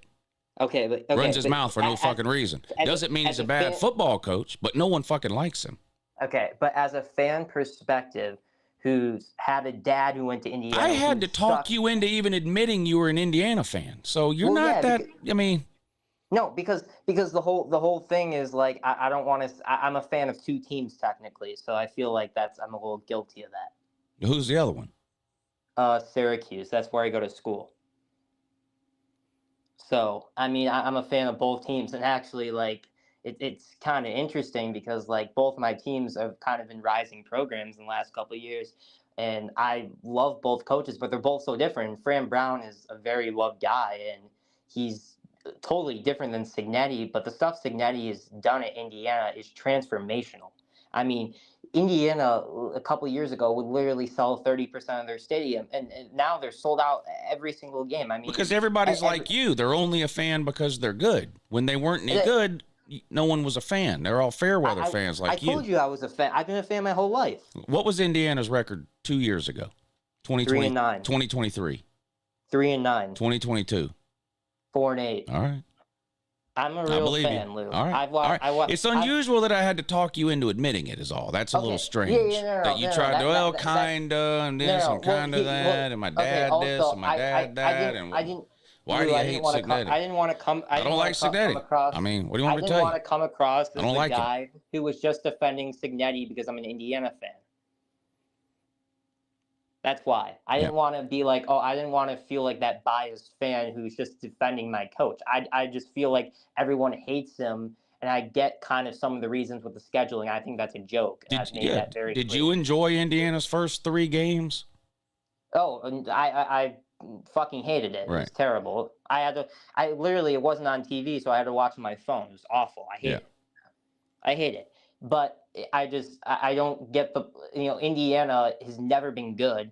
And now they get this coach from James Madison, who probably no one has ever heard of. And all of a sudden they're a powerhouse and everyone wants to come up with every little excuse for them to not. I wouldn't call them a powerhouse. I wouldn't call Indiana a powerhouse. I mean, they didn't even make the Big Ten title game and they lost their first, they lost in the first round of the playoffs.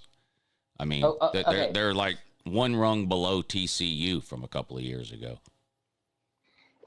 Fair enough from last year, but I'm just talking about the future. You can tell that Signetti's built a program, not a one-hit wonder, right? Can you tell that now? Oh yeah, they're miles better as a program today than they were 2 years ago. No question about it. So that's the point I'm trying to prove. He's legit built a program from the bottom up. Right, but they're not a powerhouse. From the worst of the Big Ten to the best. It's one of the best. But they're not a powerhouse. Can you? I mean, how many? I mean, what do they beat? 2 ranked teams? I mean, last year again, they have pussy ass schedules. I agree. So it's kind of tough when you talk about that rank thing. But how about the margin of victory? They beat every Big Ten opponent last year by 30 points. Yeah. They beat Nebraska by 50. Ohio State had to scrape by their teeth to win that game. You remember that? Right. I don't think anybody doesn't think Indiana is good. If they do, they're retarded. So I don't think you have to convince anybody that Indiana is good. So then what do I have to convince people? Because all I'm hearing the last couple of days is Illinois is overrated. Illinois was overrated, buddy. They were in the top 10. Do you think Illinois is a top 10 team? Fuck no, but everyone else then did. They were overrated. Yeah. No, I had them in the top 10 too, but they got beat by 50. They were overrated. Okay, why did you have them in the top 10 last week? I thought they were a top 10 team. Do you think that everybody's week 3 top 10 ends up being the top 10 at the end of the season? No. Yeah, but if you just watch Illinois, Buddy, are you really just retarded that you think if a team is ranked in the top 10, they should stay in the top 10 all year? They should have never been in the top 10 in the first place. Right, which means what? They were overrated. That's literally what that means. You just said it. I don't have to say it. You just said it. Okay. You said they never should have been in the top 10. I agree, but they were, which means what? Say it. They were overranked. Thank you. Why was that so hard? The point I was trying to make here is that Illinois is a decent team, but the fact they were ranked in top 10 polls is ridiculous. Listen, and people were just doing that. If Indiana loses to Iowa this weekend, then guess what? That means Indiana was overrated this week. Indiana's going to beat Iowa by 30. Probably, but I'm just saying, if they lose, that will mean that Indiana was overrated because everybody's got them in the top 10 now. So if they lose... Not the AP poll. Wait, I do. I've got Indiana in the top 10. And if they lose to Iowa, guess what? I'm going to move them out of the top 10, which means this week I would have been overrated on Indiana. Okay, I'm not even talking about Let me ask you this. Let me ask you something. Is Oregon or Penn State, either one, overrated? I mean, you can't really tell with Penn State yet. They've played nobody. and then Oregon, Oregon. And who has Indiana played before they played Illinois? Nobody, right? High schools. So how could we know? Right, but okay, but I'm just saying. So if Oregon loses, If Oregon loses to Penn State, is Oregon a top 2 team if they lose to Penn State this weekend? No, but which will mean what? Oregon was overrated. If Penn State loses, what will that mean? They're not the third team. That's not the point I'm trying to. The point I'm trying to make is, why did you think Illinois was this great team and that they were going to beat Indiana? Why did you what made you think that Illinois was this juggernaut and Indiana was a 6 or 7 win team? That's the Indiana Florida State man. I can't deal with people like that. I moved Indiana from unranked into the top 10. I have spent 3 days saying how impressed I was with Indiana, that they're going to be a problem for everybody they play. They're a machine. They destroyed a good Illinois team. And this dumb motherfucker won't shut his goddamn mouth until I come on here and say that Indiana's the greatest team on the fucking planet. Florida State fans do the same thing. Y'all are so fucking obnoxious. Jesus Christ. Don't call back into this show again. You're fucking retarded. And I don't give a fuck about Indiana or you. Don't call in here again. Good morning. You're on with Uncle Luke. Oh, man. Hey, Uncle Luke. How you doing? Damn. I don't understand. I don't fucking get it. Oh, man. I was actually want to bleach my ears for hearing about Indiana, about being a powerhouse. What the hell? That's like the most tiresome, damn retarded shit I ever heard in my life, is having damn Indiana the powerhouse. That's dumb as hell. But anyway, I want to call in here, Uncle Lou, and before we get started on what I was about to say, as a Gator fan, we all know I'm a Gator fan, but Mark Richt is coming to my town. Mark Richt is, and I love to meet him. It's Walk of Faith, Fields of Faith, and I get to meet him and talk about God. So I can't wait. I'm going to get a picture. If I get a picture of Mark Richt, I'll send it to you, Uncle Lou. I will get a picture of Mark Richt and send it to you on Twitter. I think you'll love that. Thank you. But let me say this. First, I love Texas Tech. I'm glad they proved something. Texas Tech proved something. They're the best of the Big 12, in my opinion. Utah was overrated. Explain to me why Utah was rated. Why was Utah ranked? Why? Why was Utah ranked and they lost to Texas Tech? Explain that. Why? What made anybody think Utah was any good? What? Why? Because they beat UCLA? Explain that to me. Why'd you think Utah was ranked? So what? Now they lose to Texas Tech? Now all of a sudden that means Texas Tech is good? Well, how do you know Texas Tech is good if they beat Utah, but now you're saying Utah's not any good? So Texas Tech beating Utah doesn't prove that Texas Tech is good. Because if Utah was no good, then that Texas Tech win doesn't mean anything. So how do you know Texas Tech is good? If Texas Tech loses this weekend, does that mean they were overrated last weekend? Where are you going to rate Texas Tech if they're 7-0, but then lose their 8th game and that makes them 7-1, but Arizona State still only has 1 loss and it's to Mississippi State, and BYU's undefeated. Why were they ranked 14? Because how they were based last year in a win. Can you explain that? Yeah, just based on last year of what the team was. Now it's this year in the top 25 polls. I mean, based what they did last year in the preseason polls, and they went up by quality wins. Utah is not a trashy team. I mean, Utah and Kyle Whittingham had a big program for probably since 2006 or something, and they've been consistently good each year.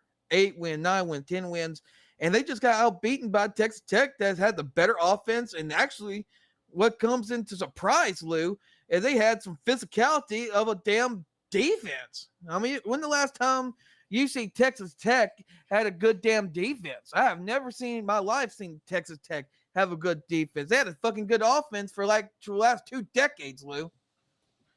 But anyway, I want to say to the Gators, I am so damn tired of Billy Napier, and I'm tired of everybody come over here and talking shit about Florida. Yes, we're sticking my head in the sand. I call it quits with Billy Napier. I call it quits with DJ Lagway. I want him to be shipped so fucking far away from Florida. It's unimaginable in biblical proportions. I am tired of this shit. I'm tired of him. I'm tired of Billy Napier. I'm tired of the stupid AD. I'm tired of all this shit. Shit, it makes me want to be an Oklahoma fan, Lou. Hell, I might run the bandwagon of being a Georgia fan, for God's sakes. I am tired of this shit, Lou. There's no room on the Georgia bandwagon. Well, guess what? I'll be on the tailgate, thank you. I'll take the tailgate. Go on now, Lou. Hey, I know there's some hard times with Georgia, too, back in the 90s, and well, y'all never had trouble in the 2000s, but in the 90s, y'all had trouble. Hell, You got to be on the Florida bandwagon now, Louis. Were you on that bandwagon when y'all were having troubles in the 90s? Buddy, we've never had troubles like you're having. You've had more losing seasons in the last 5 years than Georgia's had in the last 50 years. No, this is true. No, I ain't going to argue with that, Lou. I would love to be a bandwagoner right now, but it's a shame. But also, I will also reverse the statement of Twitter defending Dabo Swinney. That was like the most regretful thing I've probably ever said in my life. Because the next week it made me look like a fucking idiot. Yeah. So fuck you, Dabo Swinney, you fucking tard ass bitch. And all the Clemson fans are all retarded ass bitches. They have a fucking C, and the fucking C means you're fucking below average. You have a fucking C minus. Matter way to put it as a fucking F. You fucking tards. I'm tired of Seminoles. But let me tell you something. I'm tired of fucking Hurricane fans coming up here talking shit last week. Guess what? You got something coming for you for Florida State, motherfuckers, next week. So, fuck y'all. Thank you for the call. You know, Josh Pate needs to start a call-in show. That's what a lot of these people need. But I just don't understand who watches this channel and then goes, I should call Uncle Lou and get him to tell me how good my team is. What are you doing? Somebody get in touch with Josh Pate and tell him to start a call-in show. So Indiana people and Florida State people and whoever lost this past weekend has somebody that they can call that will sit there for 45 minutes and tell you how great your team is, your coach is, your athletic department, your quarterback, your offense, your defense. You got the best fans. Your stadium is amazing. There's obviously a need for that. Any successful businessman or entrepreneur will tell you, you don't build the product or the service first. You find the need, and then you fill that need. Well, there's a need for people to be patted on their tiny fucking peanut head when it comes to their team. Particularly teams that have been bad and are now good. And nothing that an ordinary, normal human being would say and complimenting that team is enough. They need an hour of ego stroking and an hour of somebody telling them how great everything about their team is. Somebody needs to start that call-in show, but this isn't that show. Good morning, you're on with Uncle Lou. Hey, how's it going? Hey, buddy. Hey, all right. So I was just looking at some crazy college football facts. Did you know that Ohio State has played in the Pacific Northwest 4 times in the last 40 years? And those 4 games that they've played have all been losses? No, I'm sorry. All but one game have been 1 loss. So they're 1-3 in the Pacific Northwest in those 4 games in the past 40 years. So who were games against? What was it? All Oregon and Washington, or what was it? Yeah. So do you want me to tell you like the 4 games that they played? Yeah. Yeah. So 86 was at Washington. They lost 40-7. Also at Washington in 1994, 25-16 loss. They played in 2007. They won that game 33-14. And then obviously last year was at Oregon, the 32-31 loss at Austin Stadium. So just based off that alone, I wouldn't be surprised if the Ohio State-Washington game's a close game. I still think Ohio State's going to win that game by like 10, possibly, probably. But I wouldn't be surprised if that's a close game because Washington themselves, if you compare them from last year to this year so far, it's been night and day over there. Yeah. I don't know if I buy into any of that as much as I just do that this is Ohio State's first road game, Julian Saint's first road start, and I think Washington's a pretty good team, and it's a tough place to play, and Absolutely. I think 8 points might be a little bit too much. Now, there is a possibility Ohio State blows them out. That's a possibility anytime somebody as talented as Ohio State plays. But I am probably going to take Washington in the points and see if they can keep it close. I was going to say, yeah. I was just going to ask if you think Washington was going to keep it close and if you're going to take Washington with the under. Yeah, but, I won't bet. Well, here's what I won't do. I won't bet Ohio State in that game because of the reasons I just mentioned. if I bet the game, it would be Washington plus anything over a touchdown. Because it's a tricky spot. Road game against a team that wasn't good last year, but is better this year. First road start for Sand, difficult environment, unfamiliar environment. It's not like they're used to playing there every other year. Washington is new to the Big Ten. For sure. So, Uncle Lou fears Kangaroo Black and Law Tide. I'm friends with Kangaroo Black and Law Tide. So I'm not really sure what you mean by that, but not the caller, but the idiot in the comment section doesn't know his ass from a hole in the ground. That's all good. And then I guess back to the upset alerts.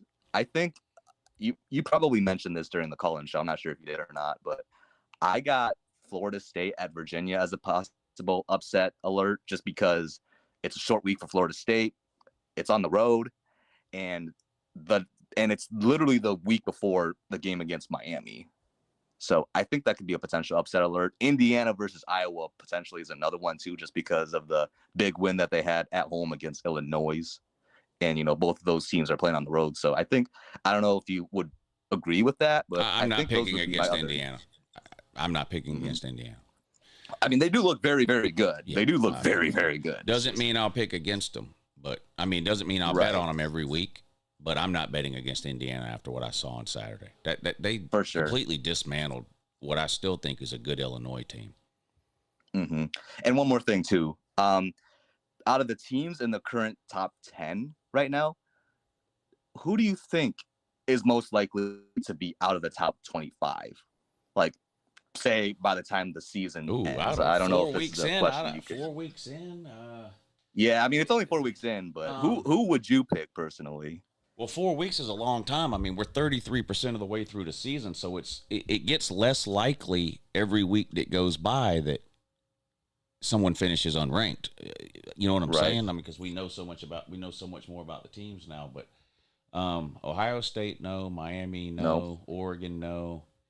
LSU is possible just because of the schedule, but even then, out of the top 25, I mean, they'd have to lose to Ole Miss. Bama. Do they play Oklahoma too? They do. They play Oklahoma to close out the season. Georgia, Penn State, Florida State. Speaking of which, do you see Oklahoma possibly dropping out of the top 25? Who? Oklahoma? Yeah, like they're currently what, 7th in the rankings. Do you see them dropping out of the top 25? Probably not. I don't think there's anybody in the top 10 who's dropping out of the top 25. Okay. Not this far into the season. No. I mean, you already eliminated the deadbeats, Notre Dame and Clemson. Like you've already lost 20% of the top 10. Yeah, and those were the preseason top 10 teams. So it's like basically those teams are gone, and it's pretty hard to like look at the top 10 and just be like, oh, that team is guaranteed to drop out of the top 25. I mean, we'll just have to see how the season plays out. But yeah, the later you get into the season, the later you get into the season, the less likely it becomes that a top 10 team falls out of the top 25. Right, exactly. For sure. Obvious reasons. But hey, thank you for the call. Good to hear from you. Good morning. You're on with Uncle Lou. Whoa, Todd Woo. How you doing, buddy? It's Georgia and Bama hate week. Yes. So anyway, I wanted to go ahead and give my prediction for that game and then get your thoughts on some of the sleeper picks I made for the games this week. I made 3 of them. So I do have Georgia winning the game 27-21 in a close one. I don't know if you think that's a little low scoring or what your thoughts are there. We'll start with that. Well, that's interesting because for people who gamble, you'll know this, but a lot of people that gamble a lot or gamble professionally, and some people have talked about this today, they like to look at what everybody is betting on and then bet against that for obvious reasons. Yeah. Vegas wins more often than they lose, right? So like the Oregon-Penn State game, for example, 80 or 90% of the bets are on Oregon. Yeah. That tells me Penn State's winning the game because the casinos aren't getting smaller. They're getting bigger because they win. They don't lose. the Georgia-Bama game. Everybody saw the Georgia-Tennessee game. And now they're looking at the Georgia-Bama game. And they saw the Georgia-Bama game last year. And so they're thinking there's going to be a lot of points scored. I might bet the under because I have a feeling everybody's going to bet the over. So I might bet the under. As far as the game, I'm picking Bama to win. I'm not. I mean, shit. Fool me 9 times. Shame on you. Fool me a 10th time. No. And, well, to my credit, I picked Bama last year too. Picked Bama last year. Well, last year I remember all the Georgia fans weren't too confident, and Bama fans weren't too confident last year, and Bama ended up winning. It's the same way this year.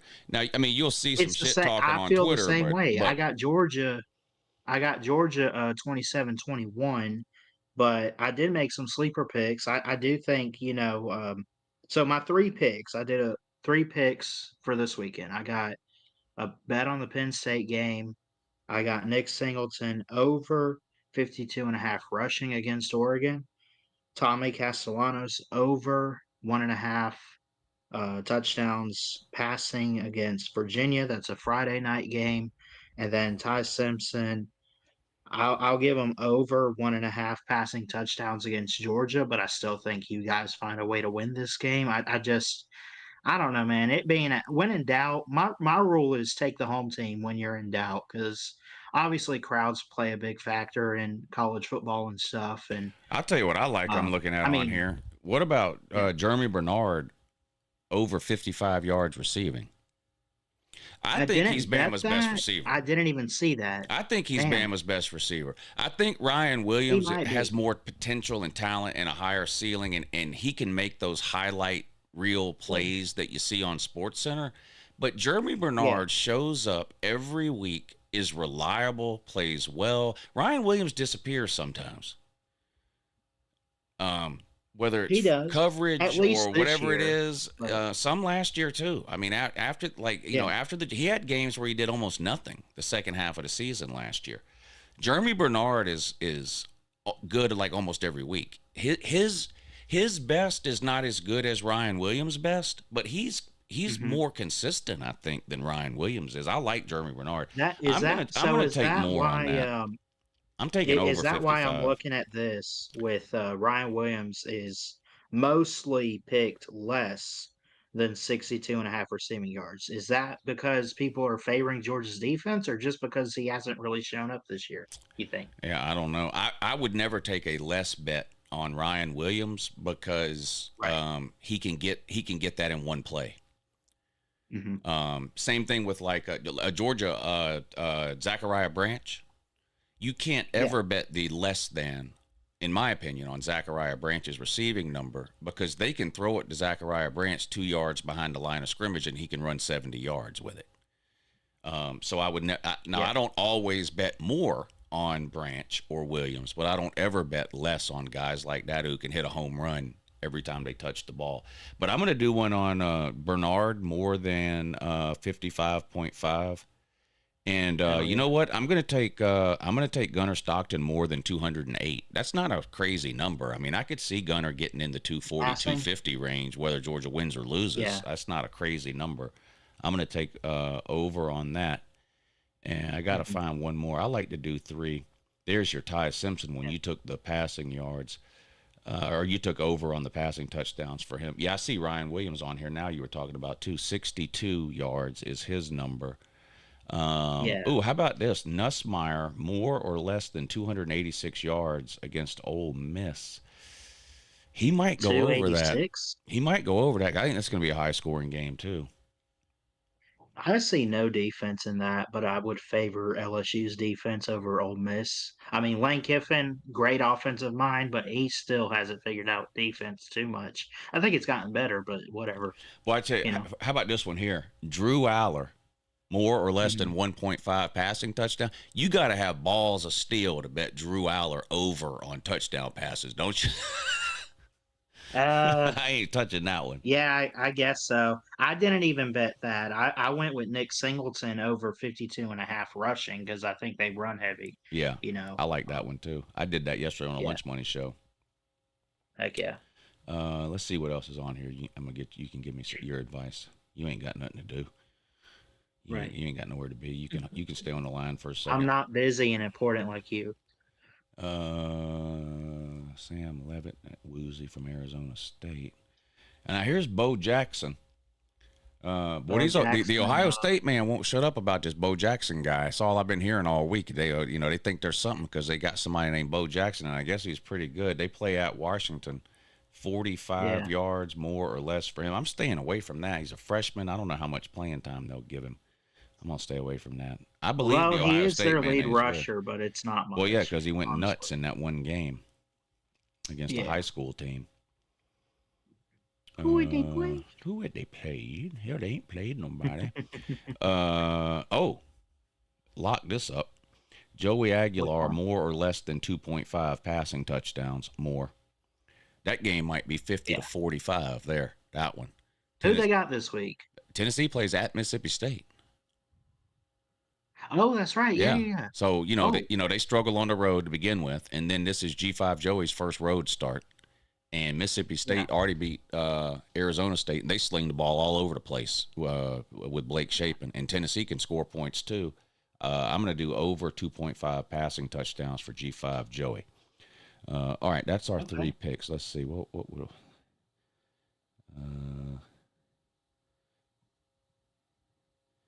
Yeah, let's do it. Submit entry. $10 to win 63. I like it, Ballard. Nice. Let's do it. Yeah, I did. I don't know. I was kind of low on money. I did $1 to win 583, but whatever. I'm working on it. I'm working on it, man. It's fun. It's fun to do it, even if you do it for $1. It's fun to do it because it makes watching the games more exciting. You have a reason to watch, like to see if these guys are going to hit their numbers or whatever. Yeah. Well, man, good luck to your dogs and a big Roll Tide. And to all you Georgia fans, nothing but love and respect. We got a lot of good ones in this community. And we got 2 big games Saturday night. Yep. May the better teams win. I got Penn State, and screw it, we're beating the dogs' ass. Roll Tide. All right, Ballard. Thanks for the call, buddy. All right, if y'all want to try your luck on the Sleeper app, you can download it today. It's in the App Store. Use the promo code LOU, L-O-U, and they are going to give you a 100% bonus on your first deposit up to $100. So you deposit $100, they'll give you another $100 courtesy of Uncle Lou. Yeah, have yourself some fun watching these games. It's real easy to do. You saw how you do it there. You're literally just picking more or less on stats for your favorite players in this week's game. You can win up to 1,000 times your money. Download the Sleeper app today. You'll be glad you did. Promo code LOU. All right, back to the phone calls and that. Good morning. You're on with Uncle Lou. It's a sad day to be a U. It's a sad, damn bad. Y'all turned the ball over. Y'all turned the ball over 3 times while you were on hold just now. I know we did. That Texas Tech team can sure punch a ball. I tell you that. Yeah. They're good putting their hands on balls. And one of the interceptions was like, game's already over. Try and make something happen. Pick. Like, I'm not as mad about the turnovers as I should be. They weren't gross and ugly. Yeah. But we can't pronounce offense the same way Trump can't pronounce acetaminophen. Like, it's awful. Like, I'm so sick of our goddamn offense. It's awful.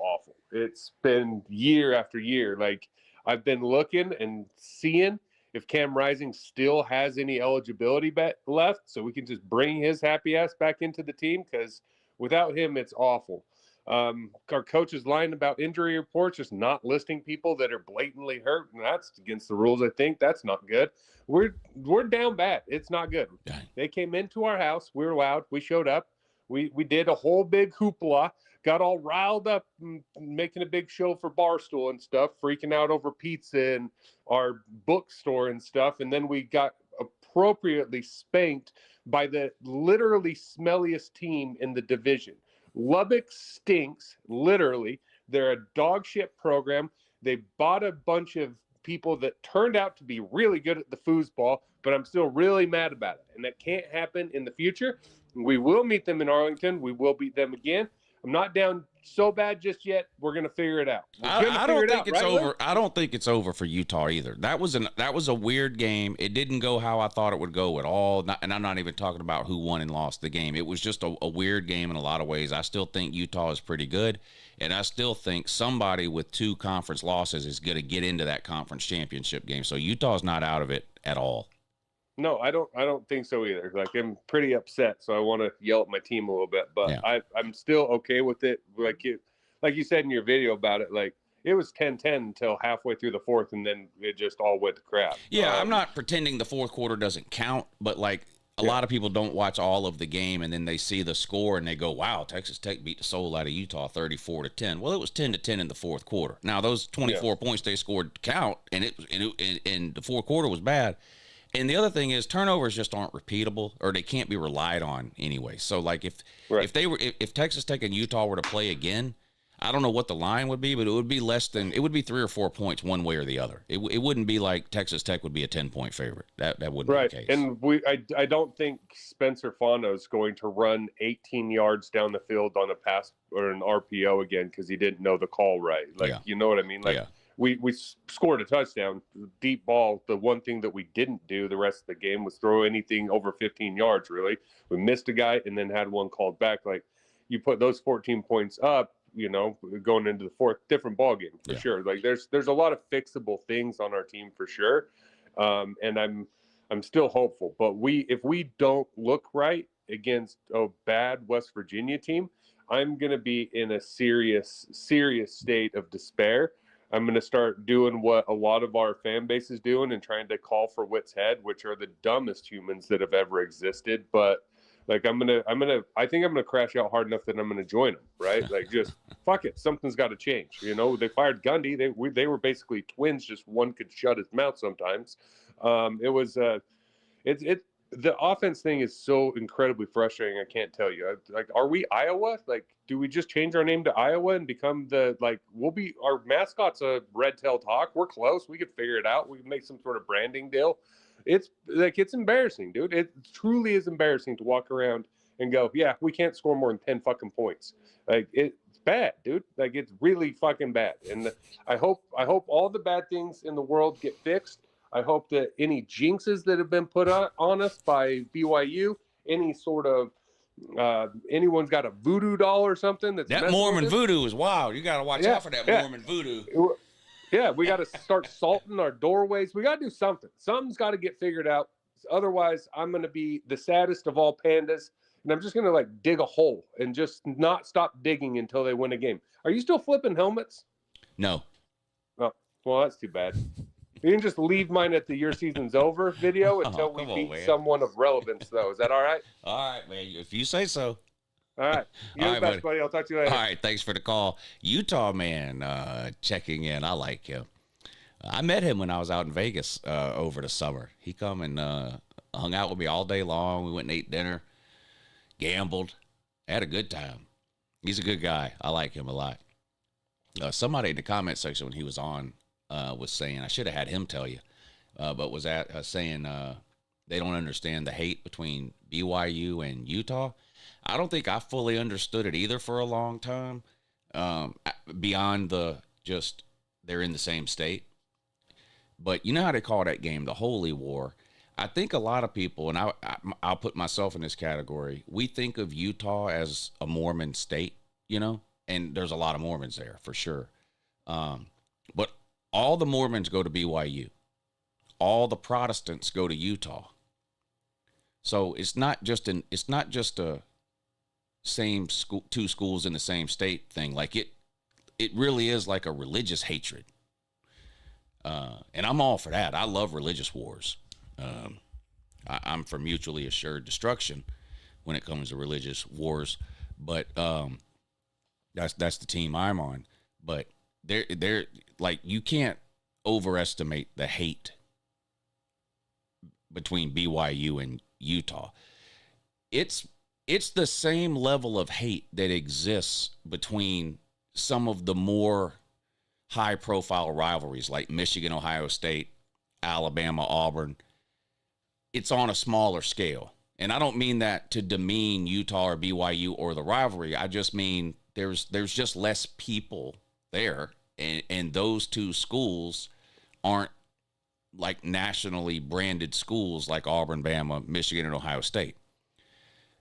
But in Utah, it's as bitter as any rivalry in the country, period. Yeah. And like all other religious wars, it's never going to end. It's never going to end. Good morning. You're on with Uncle Lou. What's up, Uncle Lou? Hey, buddy. It's been a while, man. Just left Vegas. Oh, how'd you do? I did good. You know, I Good. only play the crap tables. Good. Because I left a bunch of my money out there, so I hope you got some of that at least. Well, I went to the Flamingo, and then I went to the one right next to the Flamingo. I love the Flamingo. I mean, it's old and dirty and it stinks, but God, I love the Flamingo. It's like the old classic. Like everything's just classic, normal, and they ain't trying to change it like the rest of Vegas. Yeah. Like, it's pretty good though. I know while I was there, I tried the sleeper app out. I got fucked over on. I won 2 out of 3, but I got fucked over on the third one because Texas Tech QB got hurt. Yep. And he got out of the game. Yeah. I said, "Damn it!" I was like, "I should have took the under for all that." Yeah. So I've only hit two so far this season, but the good thing is they pay like 5 to 1 or 6 to 1 if you're doing 3 or 4 picks in a play or whatever. So you only have to hit like 1 out of every 4 to make money. And I've hit 2 out of 5, and I'm up for the season. Oh, I be going YOLO. I be doing like 6, 7 picks per parlay. Yeah, so I won 2 parlays. I can't do that. I don't have the stomach for that. Man, like I kid you not, every single one of the third one hit except him because he got hurt. So I went and looked the rules up, and they said, yeah, if he comes back to play in the second half, then they can't void it. I said, damn. I said, well, it is what it is. I still got 2 out of 3. But I wanted to come back up here because I see it's like kind of quiet. You don't hear anybody in the swamp, do you? No, awfully quiet. And if I do hear anything, it's just like somebody off in the distance cussing at Billy Napier.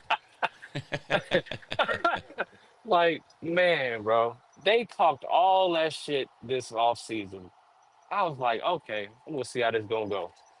My thing is I don't feel like they're a bad team. I feel like your blueprint just got put out after you lost to USF. And then it's the same thing with Clemson. Once your blueprint get put out, teams know how to beat you now. And then at that point, it's up for you to change it, which Clemson look like they ain't changing this shit. So your blueprint's still gonna go everywhere. Yeah. But I think I got LSU this weekend winning. I just think it's gonna be more so gonna be a match between Blake Baker and Lane Kiffin. Yeah. I don't think it's gonna be like it's gonna be a good game. Dolphins. Yeah, because their defense ain't really that too well, and our offense, I don't know what the fuck is going on. Like, I almost put $100 down on Garrett for Heisman. I'm glad I did it because what the fuck are we doing? But I don't know if it really got fixed because it's Southeastern. That's fucking cupcake state in a way. So it's like you can't really tell. So this weekend is gonna tell us everything we need to know. But I don't know. I don't know if I can really trust the offense right now. I was gonna ask you if you could turn the helmet over until they score at least 2 or 3 more touchdowns as the offense, but I know you say you don't do helmet turning anymore. I can't. They just fall over. Unless I figure out something to set them in. Once I took them out of the box, the top of the helmet is rounded, and so when I took them out of the box, now if I turn the helmet over, it just flops off it just rolls off the shelf. So unless I figure out something to set them in, then I'm done with the upside down helmets deal for a while. Ah, damn. Yeah, I was about to say, like, yeah, turn they shit over. Like, how the hell we fix the defense and not the offense? Something wrong with the damn offense. We've been praying for a defense for the past 2 years, damn it. Like, shit's crazy. So how you feel like y'all gonna do with the Bama and Georgia game? I still think y'all may sneak one by. You know, I know you say you kind of superstitious in that game, but I feel like y'all might sneak one by. Yeah, I mean, I want to Just 'cause, have hope that Georgia can win the game. I mean, I think they're the better team, and they've got that long home winning streak. It's tough to beat Georgia at home. It's even tougher to beat them there at night. But I mean, it's just like every year, or every time we don't play them every year, but every time we play Alabama, they figure out a new way to lose the game. I mean, they get leads at halftime and then blow it in the second half. They fall behind 30-0 in the first quarter, come back, take the lead with 4 minutes to go, just to lose with 2 minutes to go. I mean, I've done seen them lose every way imaginable. It's hard for me to think Georgia can beat them at this point. So I'm probably picking Bama to win. I ain't gonna hold you. I want to say if there was ever a year for teams to beat the shit out of Bama, it should be this year. Yeah, I hope so. We'll see. All right, buddy. Hey, thank you for the call. I'm going to have to let you go. All right, these next calls, we got to move through quick. So you got 60 seconds to get it off your chest, whatever it is. Good morning. You're on with Uncle Lou. Hey, this is a first-time caller. I haven't really called a station. I just wanted to say I used to watch Josh Pate a long time ago, and I'm just saying you are right. He is stupid. I still watch Josh Pate. I'm not trying to encourage anybody not to watch him. I watch him for facts and information. When he starts talking about his opinions, I tune out because his opinions are bought and paid for. The only thing I kind of like is the JP poll he puts out because it gives like statistical numbers in some sort of way, but that's really about it. Yeah. But the only thing I wanted to call about is mostly just because I am both an Ohio State and an NC State fan. I wanted your opinion on just two things. I've been watching NC State for a while, ever since I was a kid, and this is the first time I'm happy with Dave Dorn with what he's doing because he's the winningest coach at NC State. He's getting 9 wins. He's getting 8 wins here and there. He's kind of slouching over. But the thing is, he can't reach that next level, and the play calling has been atrocious. Bubble screen after bubble screen after bubble. I'm just wondering, do you think he'll ever kick it into high gear, or do you think he's just going to be at the same level? Well, first of all, with the bubble screen deal, whatever coach you have and whatever offensive coordinator you have, they're going to run 20 bubble screens a game. Every team in the country does it. Every fan base hates it. But every team does it for whatever reason. I don't know. As far as Dave Duran goes, I don't think he's ever going to get NC State above where he's gotten them in the past. He's an 8-9 win coach in good years. I don't think he's ever getting them above that. Yeah, that's what I was sad about. It's okay. I'm used to losing. All right, buddy. Hey, thank you for the call. I got to let you go. I'm sorry. Good morning. You're on with Uncle Lou. One thing I gotta say is that I don't care what anybody says. USC's front 7 defensive line is top 15 in the country. Because one thing that I like that we're good at is we're gonna have these exotic blitzes and these stunts and twists. And yeah, I mean, like we get a bunch of tackle for losses. Our run defense that has improved really, really good. And yeah, that's all I gotta say. All right, thank you for the call. Good morning. You're on with Uncle Lou.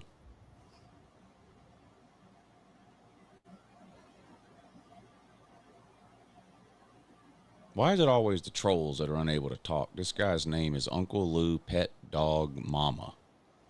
And they can't put one word together. All right, thank you.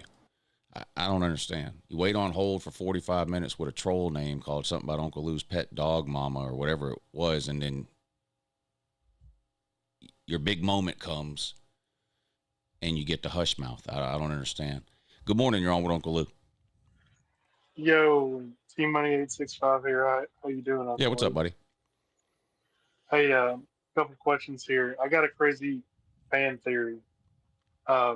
You know, you're talking like one of your recent videos about how it's going to be really expensive for teams to buy out these big contracts now. But I was thinking, what if, you know, Alabama is one of those schools that actually does have the money, and if Dabo gets fired, they wouldn't have to also buy him out of his contract. Like, do you think there's like some kind of hidden plot there? To bring Dabo to Bama? Yeah, like, because they're like one of those teams that could have the money to. So you're done with DeBoer already?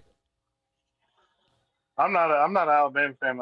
I'm a Vols fan. I'm just asking. I think it's like a crazy fan theory. Like what if Dabo ends up at Bama? Like, I don't think Clemson's firing Dabo. well, he's not going to quit. Like you said, the money. Like nobody. You think Clemson's going to pay the $80 million or whatever it is to get rid of Dabo Swinney? That's not happening. Yeah, but wouldn't it be negated if he got another job with like similar pay? Isn't it? I don't know about. I don't know about all that. Thank you for the call. Good morning. You're on with Uncle Lou. Hey Lou, how's it going? Hey buddy. Real quick, I want to apologize. I came on here. I said Florida goes 7-5, 8-4. Yeah, they're gonna go 2-10, 3-9. I just wanted to apologize. I'm not the type of person that runs and hides. I'll take it. I'll take the heat. That team's terrible. I was wrong, and I'm not gonna run and hide like some of these other people do. So that's all I wanted to say. All right, buddy. Thank you for the call. Says he's not going to run and hide no matter how bad Florida is. The thing with Dabo and Bama and DeBoer, I guess that's an interesting conspiracy theory, but like what are the odds of the timing lining up? Like Dabo would have to get fired at the same time Kalen DeBoer was busy doing what? Going 7-5 in his second year? Or third year or whatever. Like, what if Dabo gets fired, but Kalen DeBoer was 10-2, lost the SEC championship game, won a first round playoff game, lost in the second round. Bama's going to fire a coach that played in the SEC championship game and lost in the second round of the playoffs to get Dabo, who just got fired for Clemson for winning. I don't know. Let's say they go 6, whatever you think it would take for Clemson to fire Dabo. How a coach that has proven that he's not a good coach in the NIL transfer portal era. Like, why would Bama want that? If Dabo gets fired from Clemson, that means that he's had probably multiple terrible seasons in a row because he refuses to adapt to today's version of college football. And the theory is that Bama would then fire Kalen DeBoer to bring in that coach who hasn't adapted to modern college football, who got fired for going 5-7 at Clemson against an ACC schedule. I hope Alabama's that retarded.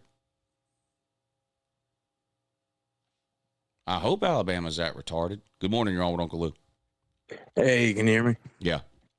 Hey, I just make this real quick. The USC man, USC has a total defense of 52, so I don't know what you're talking about with this defense that USC magically has now. Have a good one, man. All right, yeah, thank you. I agree. I'm not buying the Southern Cal defense hype yet. Good morning, you're on with Uncle Lou. So, Blue, I just wanted to talk about this Oklahoma and Texas game now that I assume material will probably be out by then. It's just in 3 weeks, so I feel like it'll be kind of like the Texas-Ohio State game now there, but I just kind of was interested to see what you thought about it. About the Texas-Ohio State game in the Texas-Oklahoma game in 3 weeks? Yeah. Yeah. I'll let you know in 2 weeks. How about that? All right. Thank you for the call. Good morning. You're on with Uncle Lou. Hey, Luke, can you hear me? Yeah, buddy. I'm going to this Bama game this weekend. I'm like super freaking excited. Aren't you the Georgia band man?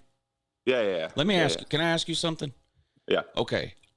Georgia played at Tennessee a couple of weeks ago. Georgia beat them. There's these clips going around of somebody with a camera on the field, and they're walking by where the Georgia band is, and the Georgia band is playing, but the sound that you hear is Rocky Top. There's no way the Georgia band did that, is there? That didn't happen. No. That's like an unspoken, an unwritten rule. One team would never play the other team's fight song to troll them. That didn't happen. I think what happened is you've been to Neyland Stadium, right? Yep. Okay, so they have speakers everywhere and they pump sound in. Everywhere. Okay. Everywhere. I think what happened is, because win or lose, Tennessee plays Rocky Top at the end of the game.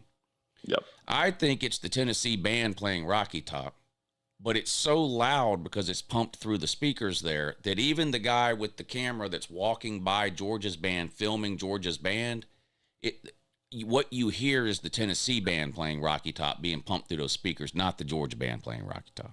Yeah. Okay, that's what I thought. But there's been some trolling of Tennessee going around. Ha ha ha! Georgia's band played your own fight song in your own stadium. That kind of thing doesn't happen. I was pretty sure that didn't happen. Okay. No, they would get in a ton of trouble if they ever actually did that. Okay. And the place where they put the Georgia band, there's literally like a giant speaker where they pump all of that music right next to the band. And what happened was exactly what you said. They played it afterwards, and we had just won the game, so all those band members were like jumping up and down. Yeah. Okay. So you've seen the clip I'm talking about. Yeah. Okay. Yeah. Okay. All right. I was hoping you would call in sometime so I could ask you about that. Yeah. No, that's fake news. Okay. That's all fake news. All right. But no, I was just gonna make it short. Yeah, I'm going to this Bama game this weekend. I'm super excited. Again, not in the band anymore, so just a fan. So I'm hoping it's like super rowdy. I'm super I'm sure excited it will for be. it. But yeah, it will be. Yeah. It will be. Yeah. The people will be good and souped up by 7:30 when that game starts. They're probably tailgating now, so the crowd will be good to go. Yeah. No, but I just honestly think all these Bama and Georgia fans are just being a little bit too respectful. So I just want to say, fuck Alabama, and we're going to beat the shit out of them. There you go. Yeah, all you Bama fans, you can go fuck yourselves. We're gonna win this game, and that's basically all I have to say. All right, Mason. Thanks for the call, buddy, and thanks for clearing that up for me. Yeah, I saw that on Twitter, and I saw a couple of different arguments about it, whether it was Georgia's band or not, and I don't know. Fans like to do a lot of trash talking and shit like that, but I don't. That's not something the bands would get involved in. So. I'm glad he was able to clear that up. Clear that up. All right. That's going to be it for the call-in show today. I do appreciate everybody tuning in. We'll do it again Thursday night at 9. Remember, on Thursdays, I can stay on a little later, hang out in the comment section after the call's in, that kind of thing. But on Tuesdays, I try to get to bed at a decent time. So we're going to wrap it up, but I do appreciate all the callers who took the time to call in today. Shout out to y'all. Can't have a call-in show without callers, so. Y'all are the real MVPs. Well, most of y'all were the real MVPs. There was a couple of,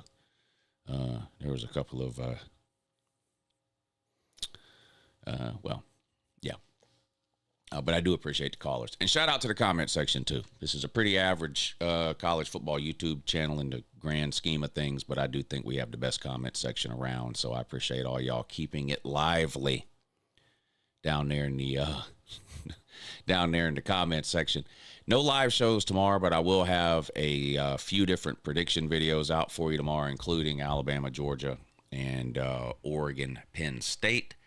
So you could be on the lookout for those, and then we'll be back on the call-in show Thursday night at 9. This weekend streaming schedule, Friday night at 7. I'll be live right here on YouTube. There's a couple of good games coming on, including Florida State at Virginia.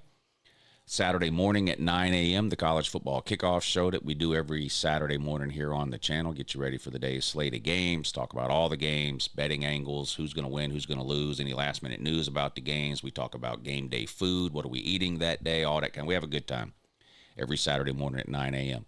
And then the streaming schedule on Saturday will be 7:30 on Patreon. They voted on the primetime slot this week, so we'll be live on Patreon at 7:30. I'll post a link on the Patreon page about 7:15. You just go to the Patreon page, click the link, and it takes you to the live stream. We'll hang out and watch all the primetime games Saturday night, including Georgia hosting Bama and Oregon on the road at Penn State. If you're not signed up on the Patreon page and you've ever thought about it, now would be a good time. I'm giving away $1,000 on October 11th on the Patreon stream. So it's not a trick. It's not a troll. $1,000. Given away on Patreon on the Patreon stream on October 11th. So make sure you get signed up. You'll be glad you did. We'll hang out, watch some college football. We have a really good time. All right, everybody. I hope you enjoy your Wednesday, and I'll see y'all back here Thursday night at 9 for the next edition of Uncle Lou After Dark, the college football call-in show. Have a good morning.